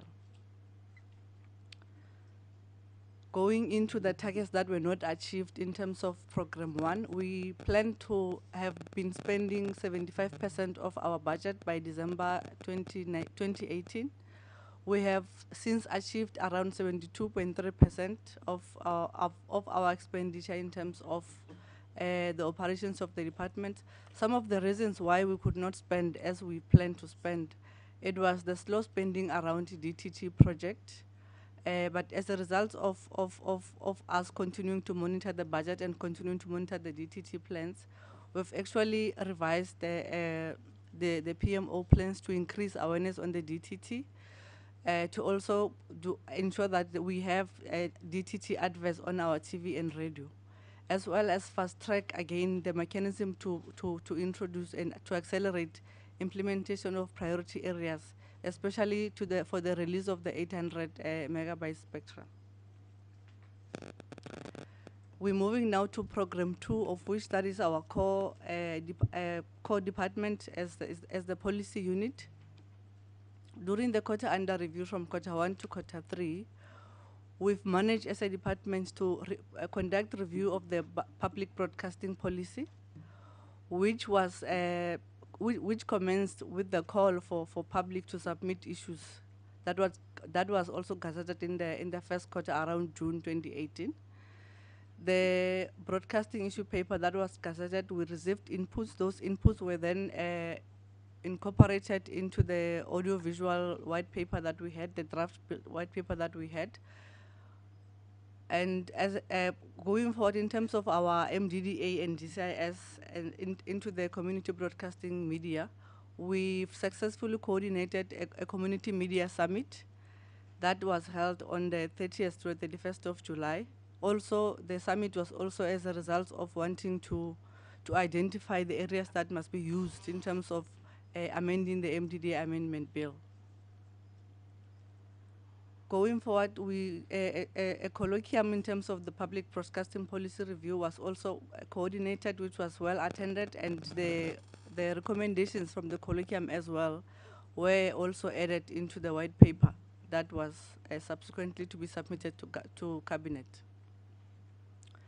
Some of the targets that were not achieved, honorable members, in terms of Program 2, is that we had initially planned to have the white paper on audiovisual and digital content for South Africa submitted to Cabinet for approval to consult public consultations.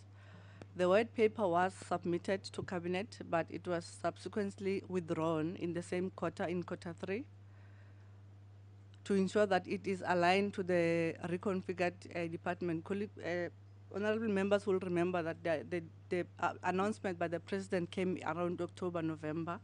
That's when we also submitted our draft white paper to Cabinet that we also withdrawn for the department to consider before it takes it forward again. Another target that was not achieved in terms of Program 2 is that we initially planned to have the Media Transformation Diversity Charter developed. We planned to have the draft charter developed in the 18-19 financial year. We could not develop the charter because the development of the charter depended on the appointment of the council, and we had a number of delays in terms of appointing the council owing to the changes of the executive authorities, that we've had a number of changes in the executive authorities. However, a corrective measure to this non-achievement is that a meeting has been scheduled with the sector, after which the steering committee will be appointed and the charter will be developed. The last target that was not achieved in terms of Program 2 is that we initially planned to have the MDDA amendment bill developed in the 18-19 financial year. Some of the reasons that made the bill not to be developed as planned is that when we were busy coordinating the development of the bill, we had other engagements in terms of developing a MOU for MDDA to identify which elements to include in the amendment bill. So the development of the MOI and the development of the discussion paper to inform the actual amendment of the bill also delayed the actual amendment of the bill. However, since the reconfiguration has been announced and we have now stopped with the amendment of the MDDA bill, we will be relooking at it in terms of the whole rationalization of government. Going into program 3, that's where our DTT and our international relations and our creative industry units are. In terms of DTT, from first quarter, we've managed to host about 87 awareness campaigns, which resulted in the registration of 968 and 338 households being registered to receive subsidies, government subsidies. Though the number of households that were registered, then we've managed to ensure that there is installation of about 109 households to receive the subsidies. During the period under review, that's when also the Digital Migration Advisory Council that was appointed and inaugurated around July, it has already commenced its work, and it had a number of meetings were held on that regard. During this reporting period as well, honorable members would remember that we came and we presented the new delivery model for DTT that was approved to fast track the implementation of the program. We also had a number of meetings as a department with the manufacturers and the retailers on the revised inclusive delivery model. In terms of our international relations, we've participated in the 2 SADC forums.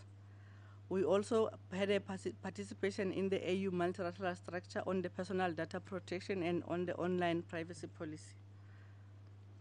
We also coordinated bilateral engagements with Namibia on the cooperation on broadcasting. We also had a bilateral with, for the period under review, it was with Namibia. Going into the other part of program 3, of which that is our creative industry, we managed as a department to pilot a project that was earmarked for Free State Province, where a training of about 25 youth entrepreneurs were trained in terms of entrepreneurship skills.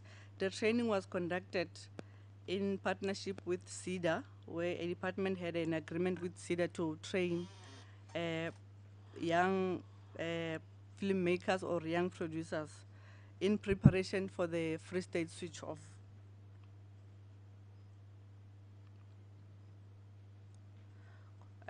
Going into now the last program, of which is program 4, our entity oversight program, we have managed our normal governance issues under entity oversight, where we have went through their quarterly performance report. We've also had a number of sessions with our entities where we were reviewing their performance, and also assisting each other in terms of corrective measures to all the targets that they could not achieve.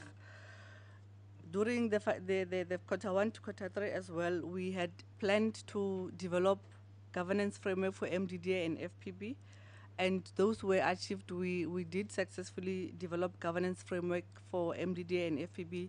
The purpose of the framework was basically to ensure implementation of the mandate within the governance requirements.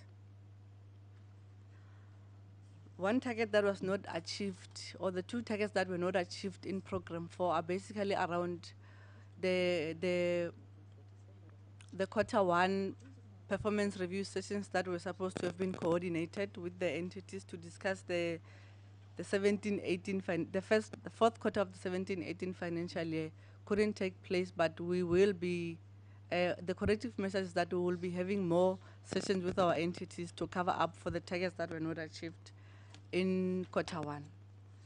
I think I'll hand over to the DG to continue with the presentation. Thanks. Gidwin.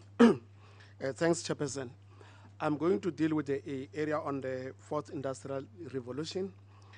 Just to indicate that since the announcement of the reconfiguration of the department and the entities, we have been hard at work to start figuring out what needs to be done going forward. There are a number of interventions, Chairperson, to ensure that we have a comprehensive plan, first within the department, the new department, but also in the country as a whole. Amongst other interventions in this regard include what the President has announced, the establishment of the Presidential Commission on the Fourth Industrial Revolution. In early April, we'll be hosting a Digital Economy Summit, and as I've indicated, there is work that we're doing internally. What is highlighted in the presentation are some of the issues that were supposed to be done by the department. All what we're doing here is to indicate that these issues will not be lost, but will be integrated into a new plan that is going to be developed. That includes the audiovisual and digital content policy. That's number one. Number two, the Broadcasting Amendment Act issues, Broadcasting Digital Migration Program, SMME and Enterprise Development, Print Media and ICTB Sector Council process, Print Media Sector Transformation. So, Chairperson, all these issues will not be lost, but will find expression in the new plan. So we're just merely highlighting for a record that we've taken cognizance of the fact that there were a number of issues that we've committed to do, but we are not able to continue with them as they were, but will have to form part of the bigger plan on the fourth industrial revolution. Chairperson, if that is okay, I will then move to the broadcast digital migration section, which is on page 30 of the document that we have submitted. Now, a number of issues have already been covered in the initial presentation by Kidibon, but allow me to highlight the following in terms of where we are today as we speak on this issue. As members are aware, one of the critical reasons for digital migration is the release of spectrum that is needed for broadband. Now, this matter has been pending for so many years, maybe close to a decade, and we have not been able to move on this issue.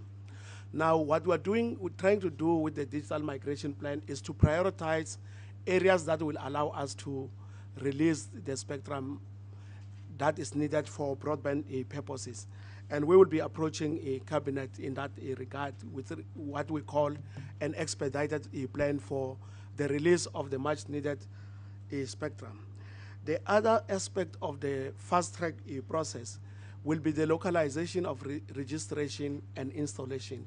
At present, we've been using companies that are largely based in Gauteng, but going forward, emphasis will be on localization, and that will form part of what will go to the principals in the executive. The other intervention will be more stimulating the manufacturers to start manufacturing and supplying the decoders that can be bought by the non-subsidized part of the market. So in summation, Chair, and in addition to what has already been presented in terms of what we've done year to date, these are some of the interventions that we'll be focusing on to accelerate the digital migration process, and in particular to ensure that we release the spectrum that is needed for broadband services. Chair, having said that, I will ask the CFO to go to finances. CFO.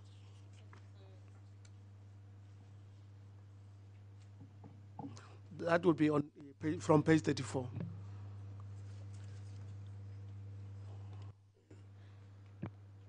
Thanks, DG, Honorable Chairperson, Honorable Minister, and Honorable Members. The finances we are presenting is at the 8th of May. That was last week where we were standing as a department. 8th of March. So I'm already in the election day. 8th of March, so that we can give the honorable members the status of where we are as for this period.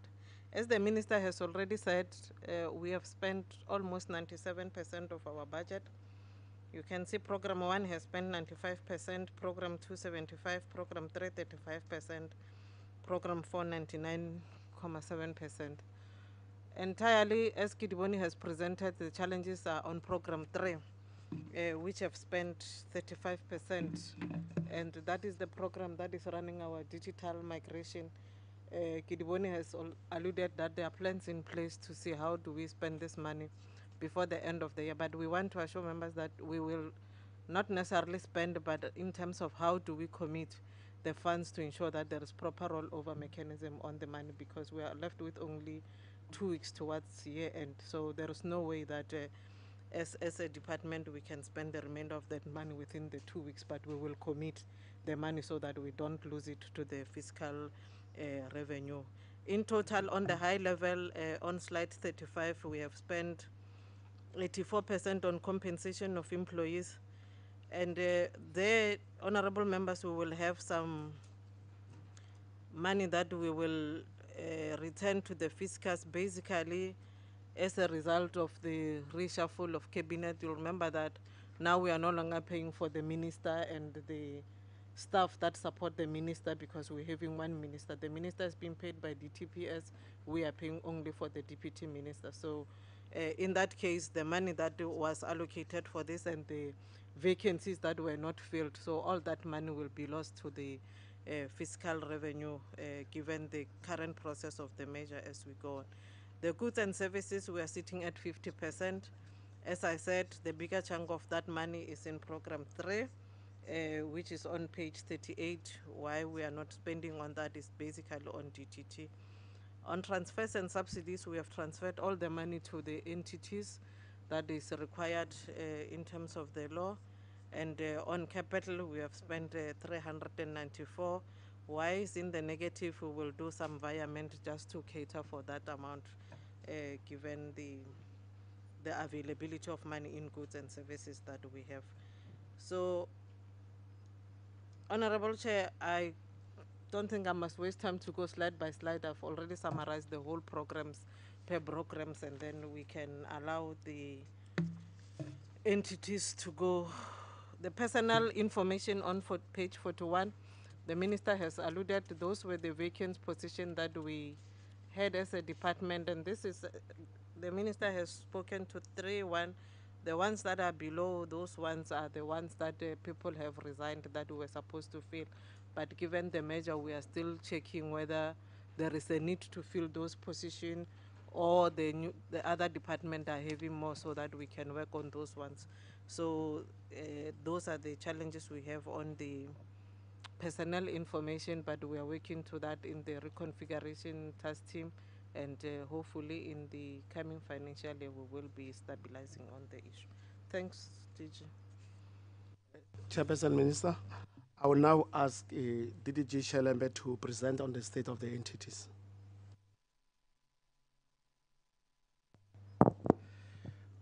Thank you very much, Chairperson, honorable members, Minister, and colleagues. Good day. We have prepared a summary of the highlights per each entity in our portfolio.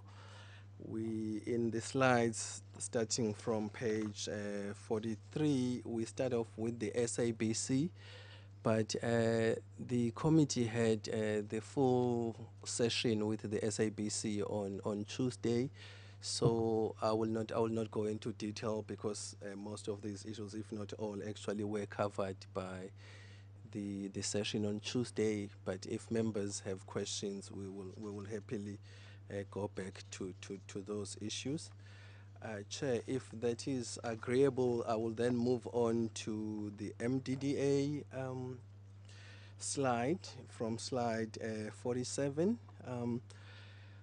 Amongst other things, what we are saying there is MDDA on Q3 delivered a 22% achievement on its targets, mostly because some of their media projects were not funded, which add up to those targets. There are governance issues relating to allegations of fraud, which the department has requested the board to investigate. There is an issue of the community radio stations, which currently owe Centec just in excess of 40 million. I think it's about 42 million.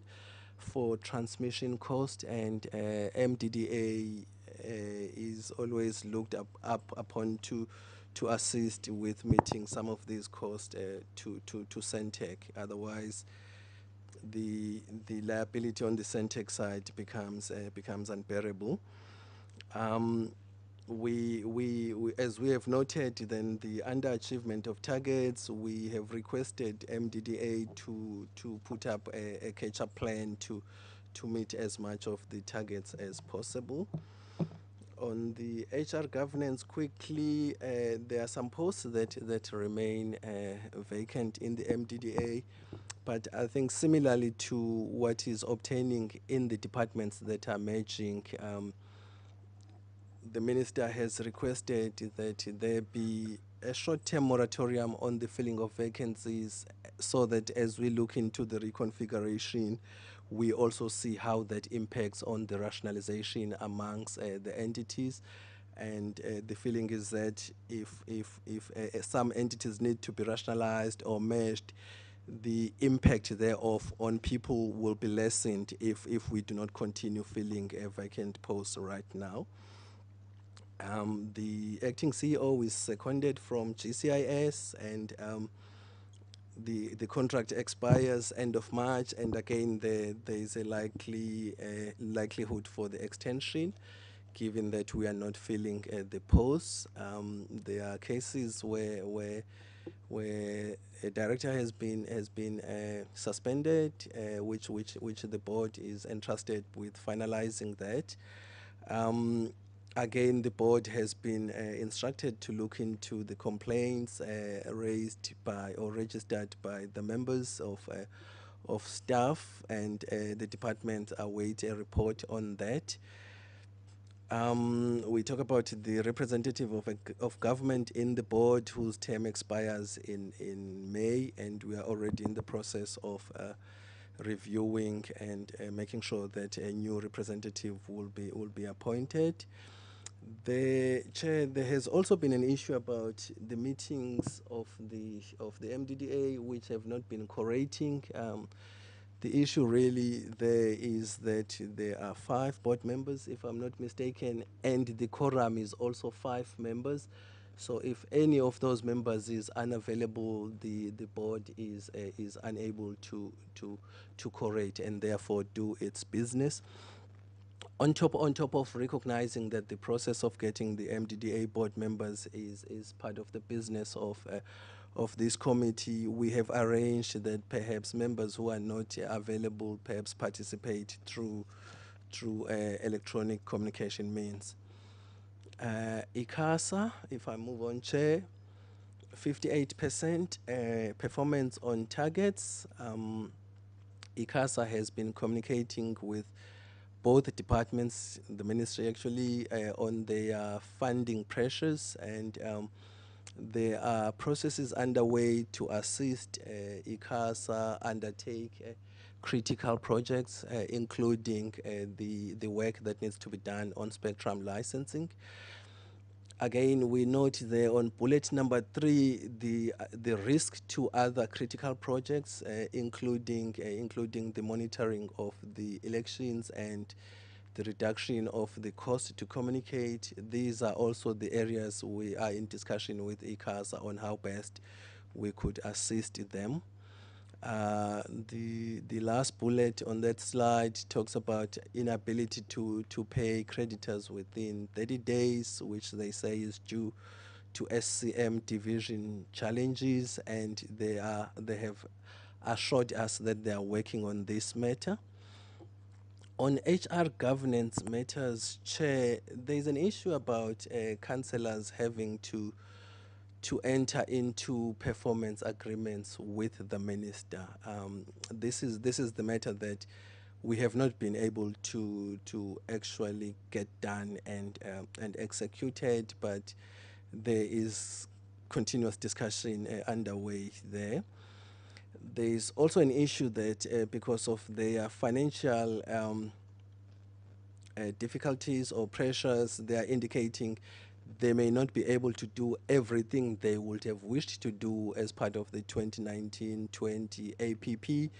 Again, we are assisting them there to prioritize and plan in accordance with the available funds, so that ultimately we have a funded APP.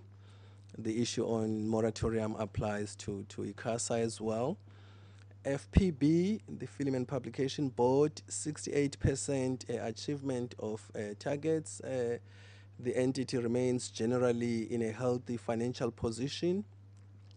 Again, there we have a vacancy for the CEO, and the minister has since extended the contract of the interim CEO until August 2019.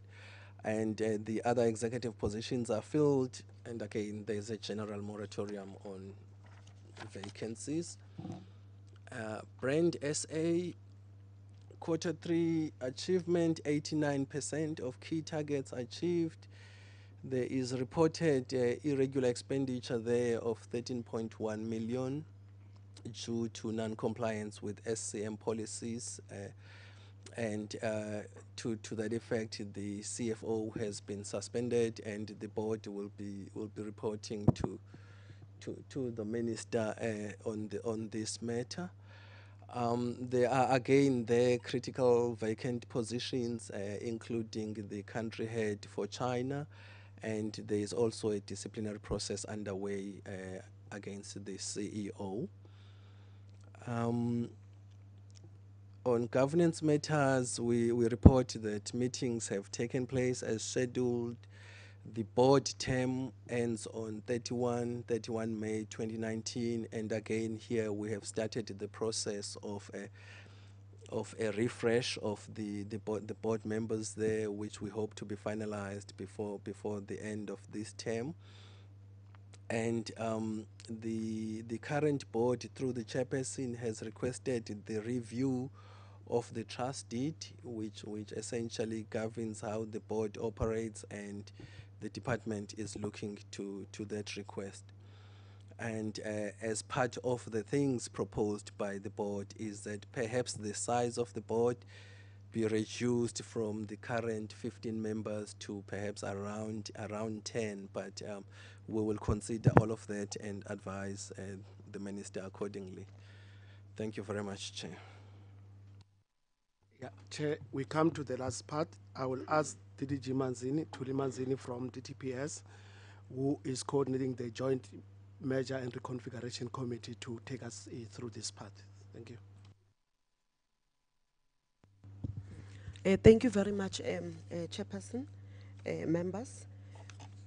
On the issue of the merger, immediately after the President on the 22nd of November 2018 made the announcement in the changes in the executives, we started immediately with that process. The process has commenced to reconfigure the department, which is telecommunications and postal services, communications, which is DOC, and then also in GCIS, into a new department with a revised mandate. There are project streams, and those project streams, they comprise of the 3 departments, which has been established to implement the broader reconfiguration program. And there is project stream number 1. That one, it deals with your normal corporate services related matters, and the project streams are divided into 7 specific areas which are led by colleagues across all departments. There is a stream that deals specifically with your issue of communication, strategy and risk, human resource management, financial management, governance and legal, facilities management, and information technology. This particular project stream, which is project stream 1, we have developed and commenced the implementation of a detailed project charter, which includes the key deliverables such as the development of the 5-year strategic plan and related APP, supported by a new budget program structure and budget vote, as well as the development and implementation of a new organizational structure. And the other stream is the project stream 2, deals with the 4IR country blueprint and the role of the department, and that stream is led by acting DDG Masemola Mametsi.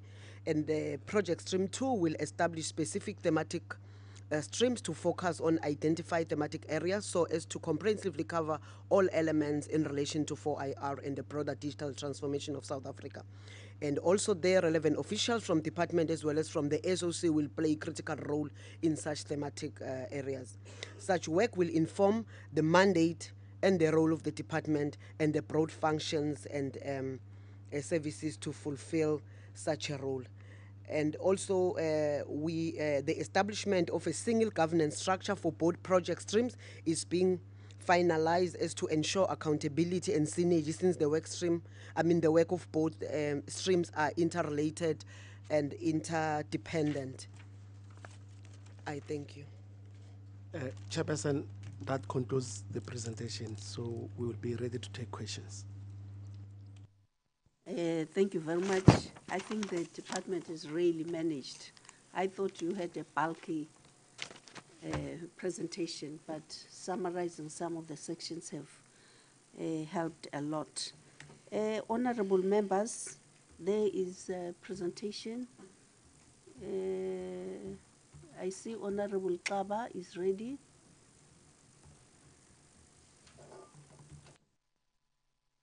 No, thanks, Chair. I think mine will be to start with the slide 57, which has this gentleman who looks like not going where we are going. We are going to the next sixth parliament.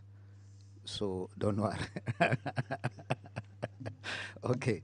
No, Chair, I think it was on a light, so the department must know where we are going. Okay. I think going back, I think on slide 51 and on the brand South Africa around the board, I was a little bit concerned, perhaps if I could just understand the department clearly there when it says that the board is proposed to be reduced to 10, it was 15. And then around also the issue of the trust deed proposal will be done to the minister. If are we acting within our right mandate? Just that one. And then on slide 49,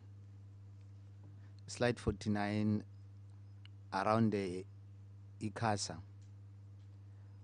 I think as the portfolio committee, we await, through chair, we still await SABC to be telling us around plans to cover the elections.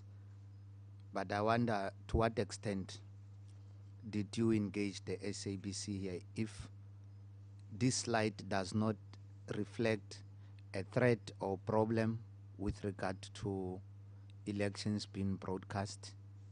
Because what are you really saying here? What does this slide, what does it mean? And then, Chair, I think also, I'm just paging through because I'm starting it from the back so that we are then clear. Otherwise, in the interim, I must say that indeed it's a good presentation. On slide 38, around issue of the DTT program 3, we are yet to commit in 2 weeks. Can you flag those programs likely to be committed so that at least there is certainty that indeed we won't lose this money? And it's not nice to return money to fiscus. I hope on slide 35, I hope there could be a way to say, no, redeploy it somewhere, but law is law. And then, Chair, I understand that slide 29, 28, 27, 26, and 25, it's new plans. These are not necessarily lost. Do they fall also within the category of the integration the other side also understand, because the last slides of saying the program, you are terming it project stream 1, project stream 2. I don't know if the 26, 27, 28 and so on, are they in there? Because you mentioned them, but the project stream, I don't know if does it accommodates them. You understand? Yeah. And then on the early April summit, what are you going to say there? Early April summit on slide 23. I think you are going to tell very good stories that this government has done. You know, people are eager to hear because they love this government. What are you going to say there on that summit? And I think, Chair, that sum ups. Just lastly, where in Free State did you have your CEDA partnership, young filmmakers, the training, slide 18? Where in Free State? So that at least we could go and tell them that the department has touched base here and it is really working. Lastly, on slide 13, so that I also leave other members who will ask, but if not, I still have more. Slide 13, Media Diversity Transformation Charter Council. Steering committee to be appointed, then we develop a charter. We don't have a draft because you are saying steering committee to be appointed, then we'll develop a charter.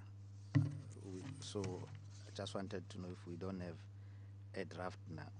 Thanks, Chair. I think those will be my questions. Thank you very much. Please note the questions.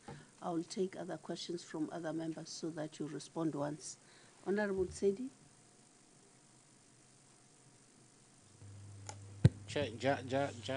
Just two issues. I think like, we welcome the presentation, but on slide 54, on the major processes, I thought this time around we are then able to report in terms of the entities that were reporting to the then telecommunications and postal services, because I see now you are only giving us progress in terms of the entities that were in the Department of Communications. I just wanted to check that particular aspect. The last one is on MDDA, the 22% performance, which was achieved in terms of the targets that were set earlier on the beginning of the year. If you continue to set targets based on the funds that have not yet been confirmed, I will not likely to have problems going forward, because at some stage you'll have 0 key targets being achieved if we were to move in that particular direction. And then linked to that one is the issue of community media projects, where there are issues of allegations of fraud. I know in other instances they were not funded because of committees which were not properly constituted or nothing. What support do you provide as a department? Because it can't be enough to just say we are not funding you on the basis that your committee is not properly constituted. I'm in the main, I'm talking about community radios.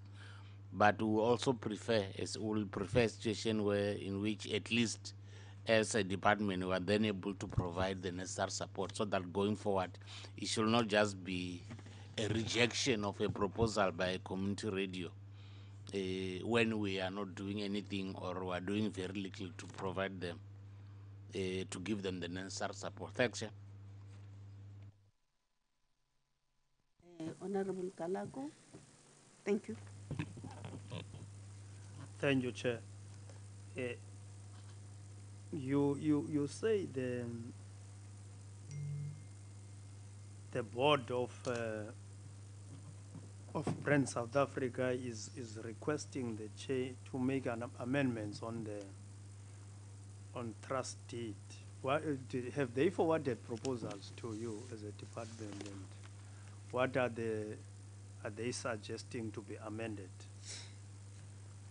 And also you talk of the possibility or an idea to reduce the size of the board. Can you, because this board is constituted differently than other boards, can you just, if that is carried through, will it not affect the way the board is actually constituted? And then there's this issue of the CEO. I think we were briefed a long time ago about it. Is he under suspension or is he back at work? Why it have taken so long to deal with this matter? Then also on the spending, irregular expenditure of 13.1 million, which led to the CFO being suspended. What was that money spent on? Then also on the there was this old issue of, I don't know where it is or whether it was finalized, which was reported to us. I think there was a problem between post office and USASA, and also, if I remember well, I think the suppliers of these set-top boxes. There was that issue, and at some stage there was a suspension and a court case of the, what is the CO, SASA, or the head of SASA, of course. What happened to that? What is the status now? You say it's you have reported to us a number of provinces where you have put them on trial on these set-top boxes. But there have been some complaints that in some areas these things are not working. I think there was a mention of some areas in the Northern Cape. Have you checked on that, whether these things are working? And why is it only Free State which already can move to switch off? What's the problem with the other areas? You say you, ever since cabinet adopted the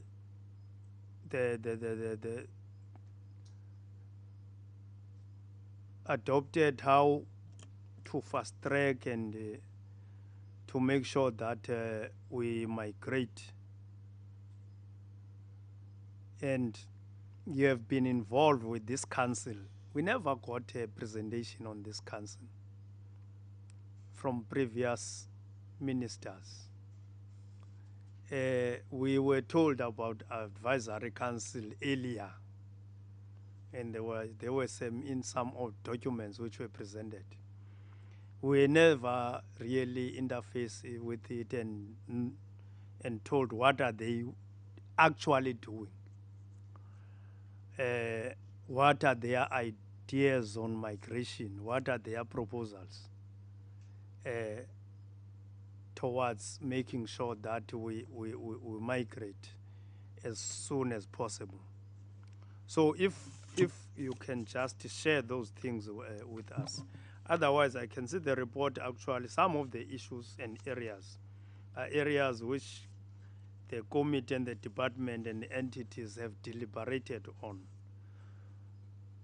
And the MDDA, there was an old issue of human resource problem there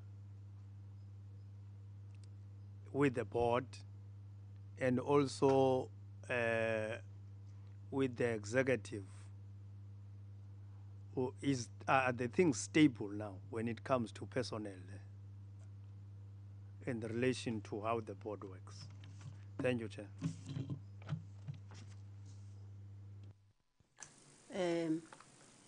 Yeah, before you respond, DG. I just wanted clarity about what I saw on slide 49. It's a HR governance matter, where it talks about councillors reluctant to sign performance agreement, and that the matter has been reported to the Portfolio Committee on Communications. As to what are issues there, it will be important for honorable members to understand why there's almost like a standstill, a standoff.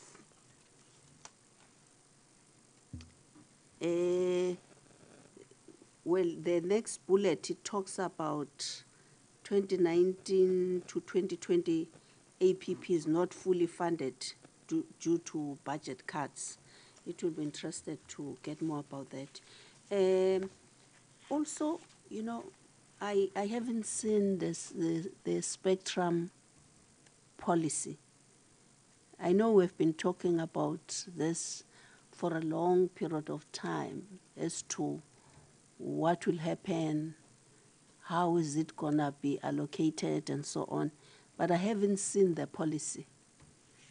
I don't know whether there's one or the committee has discussed one already, but out there it's a big issue between ICASA and the department as to what are policy guidelines.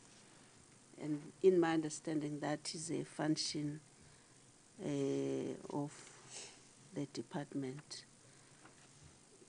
Yeah. Also here, with regard to this digital migration, of course I saw somewhere you have been creating awareness, but it will be good for the public at large to be on the same page. What exactly is it we are doing? Do we just stop the manufacturing of the set of boxes? What other agreements are there? Otherwise, people speculate. You know, you always read people going in different direction about what they are doing. Thank you. Thank you, Chairperson. I will just take few questions and I'll hand over to ADG and the other team members. On the trust deed amendment, yes, we received the request to amend the trust deed. It's the one where they were requesting that we reduce the number of the board members. And as you correctly put that, it is a board that is appointed by the president, but we administer. So what we did was to receive, and then of course the team, as he was saying, we make comments and then we send it to the president to decide as the appointing authority. Even as the members of the board are coming, their term is coming to an end, we refer it to the president to decide if he goes ahead with it, but of course taking into consideration the reconfiguration of the departments that we're also talking about. The Digital Economy Summit outcomes. When President announced the establishment of the 4IR Commission, it was mainly because if you read the terms of reference, they spoke to a need for a coordinated 4IR approach for the country. And therefore, the Digital Economy Summit seeks to provide that platform of a dialogue, not just in the ICT space, but in the entire country, as in the respective sectors that are affected by the 4IR. It's a combination of energy, transport, everybody that, as we know, it affects everyone. To have a dialogue to say, we're sitting here, this is where we want to see South Africa going, and therefore, as we're going to come up with proposals towards the country plan on 4IR. And then sectors, they go home and say in the energy sector, in the transport sector, in the water sector, in the telecom sector, in whatever sector, this is our sector plan in response to the national plan. If you know, like that process of the NDP, although it didn't have the sector plans, but to get a country plan, not a government plan, where we are involving academics, government, public society, and everybody that gets to be affected. In relation to the reports that are not here of the entities that are reporting to DTPS, currently as things stand, DTPS remains DTPS, DOC remains DOC, and as such, when we account to two different committees, as it's only the ministry, that is one. Then only after elections, as the president announced, that Parliament will have one committee and then we will report in one committee. So the reason why we didn't include, because everything else that belongs to DTPS, we reported at DTPS. Then we brought those that are under the Department of Communications to the Portfolio Committee on Communications. The issue in the brand SA CEO, the issue that he was suspended, he's not back at work. He was suspended some time, and then he won the first one. And then some charges were added, and then he's back home right now. He had tried to reach out to us as the shareholder. Of course, we listened, and then he pleaded his case, and then we sent the report to say the board must respond to what he has said. We're still awaiting that report, but I know recently we also received another request to concur with his suspension on the charges that they had again added to him. So that's where the case, and he's still suspended. Okay, the team will talk to the irregular expenditure and the CFO suspension. USASA CEO and the court issues, as I said, we didn't bring it here because we report about that side, but the CEO of USASA has long been back at work. Sometime last year, after the public protector issued the reports, he's at work. We recently learned that there were financial implications that needed to be recovered by firstly from the board in relation to some of the things that were raised when he was suspended, in relation to the appointment of the company secretary, and then the public protector made a finding that the money must be recouped, and then the CEO working with it must advise the board in terms of what best process must we go about, taking into consideration the financial implications. So we're still awaiting. We are only meeting USASA tomorrow to take us through that. And the other one of the labor court, whilst the CEO was suspended, took the matter to the labor court. Apparently he lost. We are informed that there's an amount of 1.3 million or so, I may not be correct in terms of the figures, that needs to be recovered from the CEO. Again, we will get the report tomorrow when we meet with USASA. The STB is not working in certain areas. Yes, we have received those reports in other areas, which is why we had said the project team must always go back and verify and make sure that whoever that was contracted to produce, because at times it's the fault in the box, at times it's on the installation. So we always make a follow-up, which is why we tell them to make sure that people do not suffer because of that. We are now trying, as the team have said, we are now trying to say, how do we make sure that the process goes locally as in local? Because if it goes local as in local, if there's a problem with the box, and I know that Galago was the one that came and installed, I'll just call Galago because it's the local people that are there. We're trying to explore those avenues, as they were saying.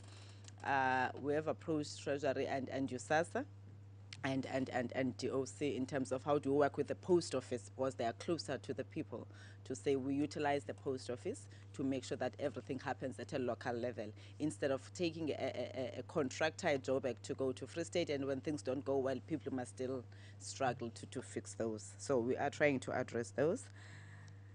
Why Free State and not all? One of the key things was to look at the areas that are at the border where there's going to be interference, and Free State, Northwest, and Limpopo were the provinces that were identified that they need to be attended first, and the program has started at least. Where did we switch off? It's Senegal. I prefer that one. It's Senegal, but we're still experiencing challenges because as much as we switched off, as the ADG explained earlier, the boxes are not available on the market. Now you switch off because you have provided the boxes for the subsidized market, but the unsubsidized market still does not have access, which poses a threat to the fact that if you allow them to just go on retail, the only thing available on retail is satellite. What's the danger to that? Because we're using the DTT box. If they go satellite, Centec is affected. That is an entity that reports to the same ministry. As we know that government puts money all the time. We pay about 200 million rands for the distribution on the DTT platform by Centec every year. Now, if people, the unsubsidized market, which is the one that is bigger anyway in the chunk, goes to satellite, it means we're destroying Centec as well as SABC that is not on the satellite platform. So we had said with the team that is leading the project team, and we are meeting the manufacturers soon. I don't know the dates. We've requested to meet also with the broadcaster. How best do we go about it? Because our interest at all times is to protect the public broadcaster and of course Centec and government money. So we are looking at all the challenges that we are faced with. There's lots of challenges in the digital migration process, let me say, of which we will come back and brief Parliament accordingly, so that at times we get to sit and see if this is what we want to go through. If not, how best we go about it. It's been more than 10 years talking about this process. I was saying actually no minister has ever finished or done it successfully. And I think it's high time that government also reconsiders the approach and the decisions that it took in relation to this. Is it really yielding us the results that we want? If not, taking into consideration the technological changes also, what is it that we can do to make sure that we'll be able to? Currently, as I'm speaking to you, if we were to continue with the subsidy, the 100% subsidy that we are providing, we need about 4.9 billion. That is not there. It's the reality that we're faced with, as much as we want to switch off everyone. But the reality is that we need 4.9 billion. We have this challenge that I spoke about. So we're still saying let's have a dialogue and then come back to Parliament, sit ourselves to say what best can we do to make sure that we can utilize without delaying the process, but taking into consideration the changes that happen in the technology space. The portfolio committee says they have not received the reports of the DMAC. I will let the team respond to that. We met with the DMAC twice. The DMAC is the advisory committee, the Digital Migration Advisory Committee. We met with them. They shared with us, of which we raised the concerns. These things that I'm talking about, some of the things that we picked up when we met with them. MDDA filling in of vacancies. Honorable members, as I spoke about the reconfiguration of the department, one thing that we did was to first put a moratorium against all entities in the department. Because we are avoiding a situation whereby we appoint a CEO, we appoint a CFO, the terms are 5 years, we appoint a DG, it's 5 years, and then come May, the department is 1. What are we going to do with 3 DGs?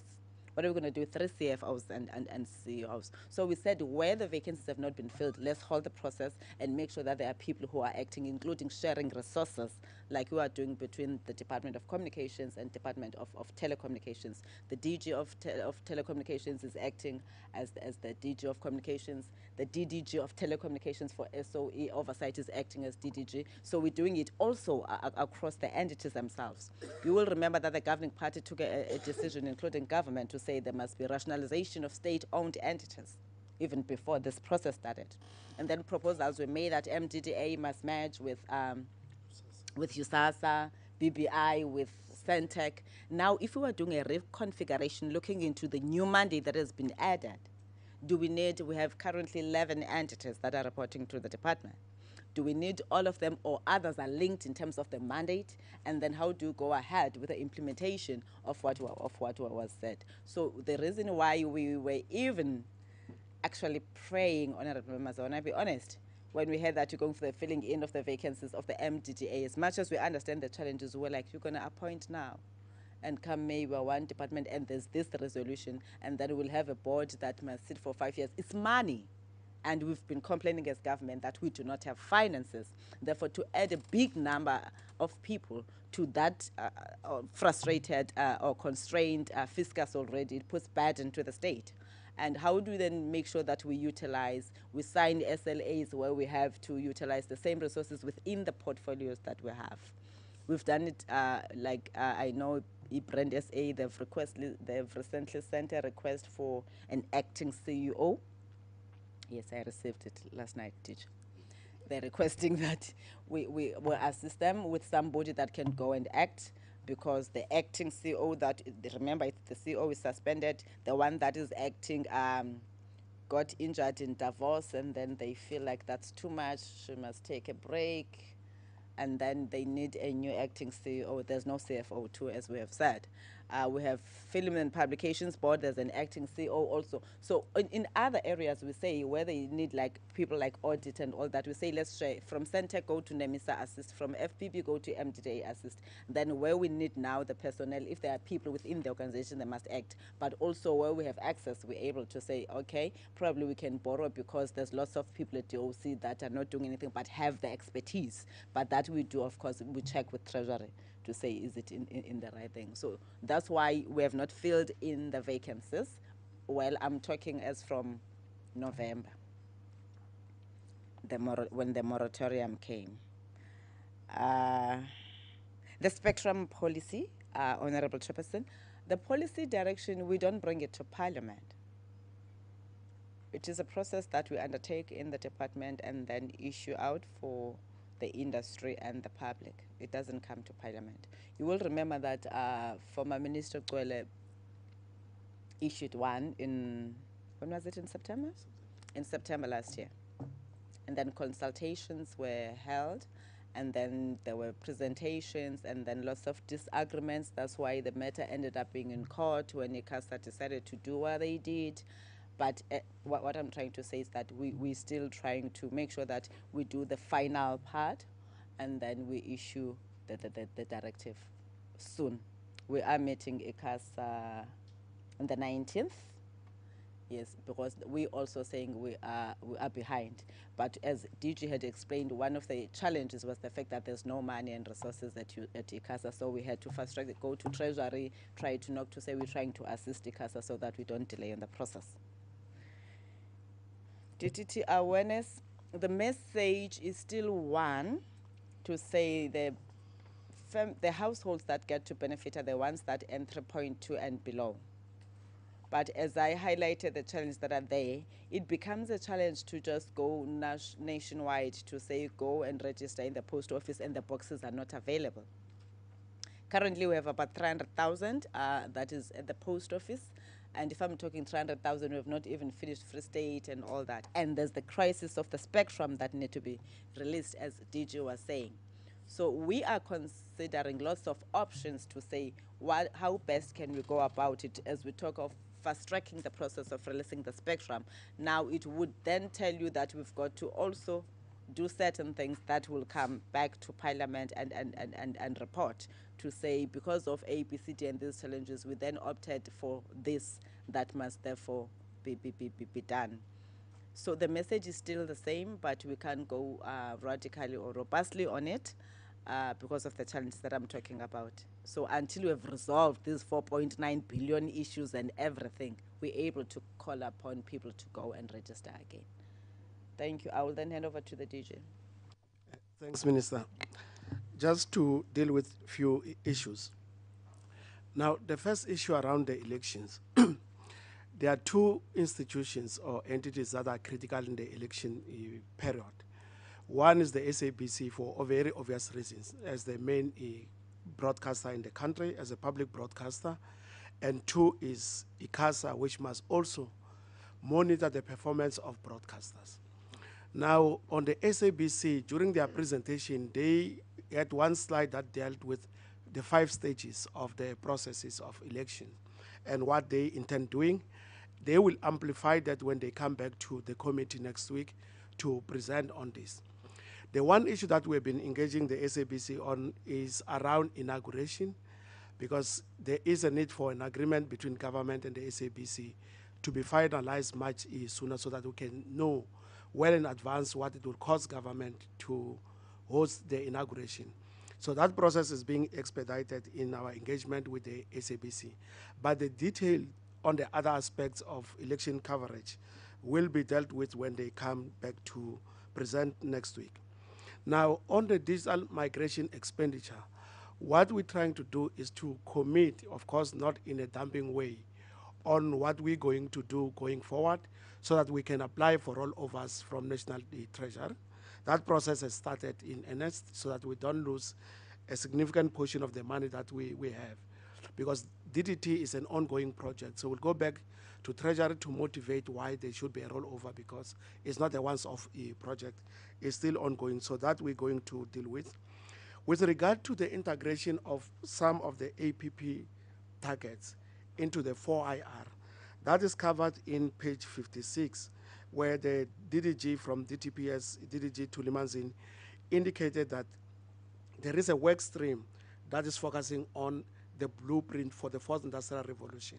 So that work stream will also look at the current projects and see how they get integrated into the new MTSF going forward. So that we have taken note of, and will ensure that it doesn't fall out. Now, with respect to ICASA, APP Chair, the question that you raised as to the budget cuts, there are a number of things that they wanted to do, and clearly they will not be able to do them at a go, and that will call for reprioritization.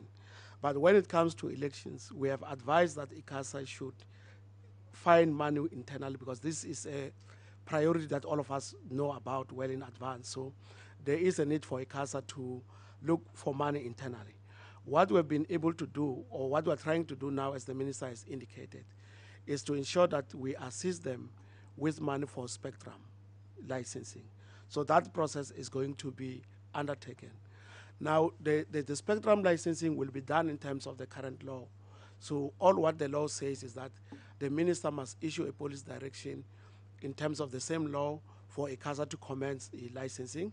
And that process is also at an advanced stage for the minister to issue a policy direction so that ICASA can commence licensing.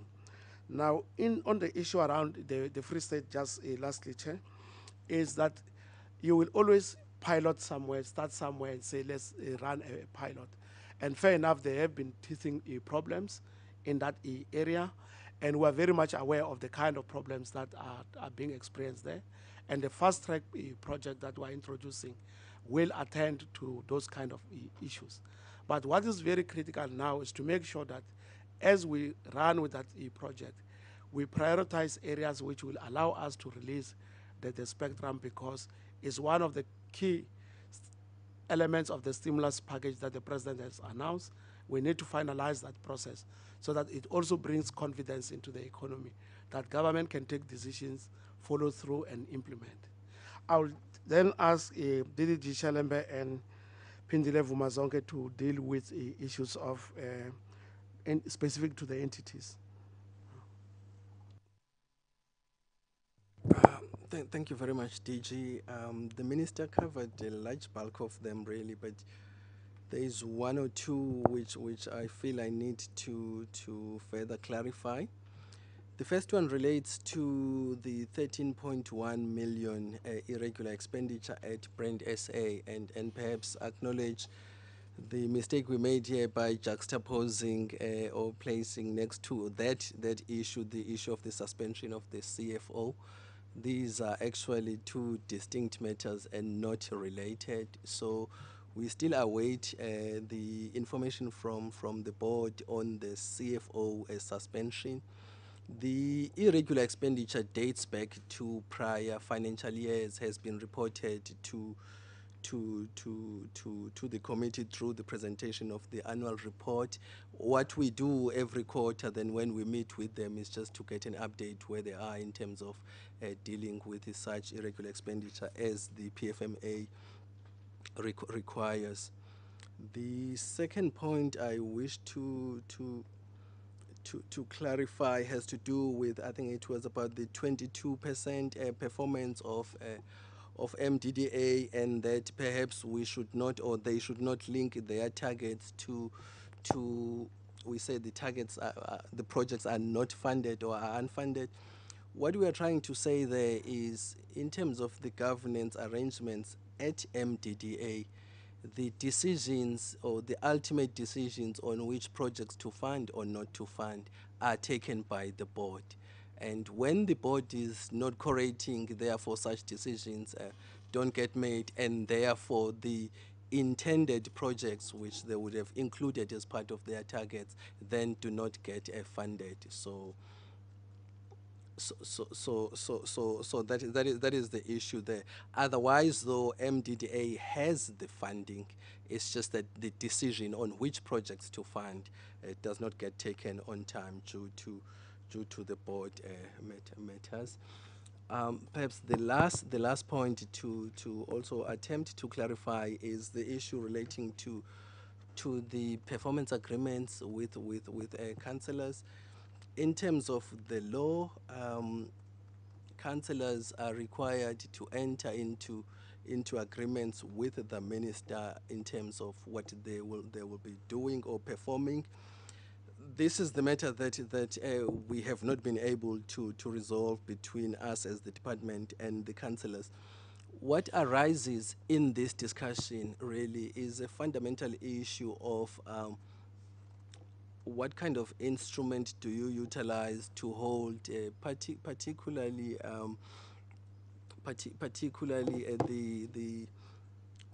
the constitutional entities, you know, what kind of a governance set up. So whenever you want to enforce what is specifically included in the provision of the law in terms of contracting between the minister and the councillors, then that kind of bigger or fundamental discussion arises. So this, in my view, is still a matter then to be explored deeper, and then we arrive at a better arrangement which ensures we hold these entities to account, and yet we are not seen to be interfering onto their work. Thank you.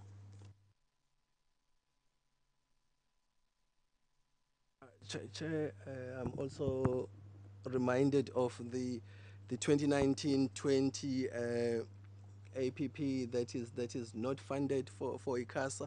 I thought DG had actually explained that one, that they are trying to do as many things, but if your funding is limited and we are unable to get more funding for them, then there's a need to prioritize and do things that you are able to do in a given point of time. So the ultimate APP that will be approved by the minister will be fully funded, but will be a reprioritized APP. Thank you. Chair, just one issue on the ICASA Council matter. Now, if you don't have performance agreement, that will, speaking from a public service point of view, that will affect your pay progression. So what will happen is, if you are in the public service, you will get the cost of living adjustment, you know, that it comes every year. Now that is a once-off money that you then get. But then you need to go through a performance assessment to get a pay progression, meaning that DGs who have been appointed at the same time, by the time they end their 5 years, will not necessarily be earning the same money because of the different pay progression based on performance. Now, in the absence of performance, it becomes very difficult to reward people. So they end up only receiving the money that comes as after the union's bargaining council exercise.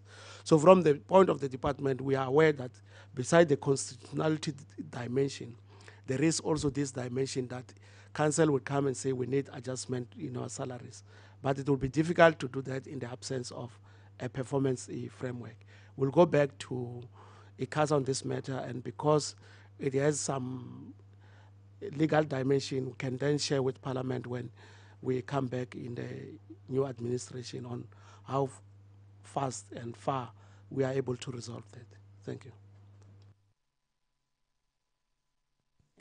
Thank you very much, honorable members. I suppose all the questions that you raised have been answered. Minister and the team, thank you so much. We asked for this presentation at short notice, especially during the time when Parliament is trying to finalize its work. But I think we really appreciate progress made, because we saw what happens when the two departments were separated with no preparation. So at least government has been smart enough to start the work timelessly, so that come the 6th administration, at least the terms will be clearer for everybody. Thank you very much. Yeah. And colleagues, I think this is our last sitting, except if there are other issues that are raised for us to convene again. Thank you very much for the good work, especially what we finalized today. We will be going to the House. The sitting is at 2 o'clock. Thank you very much.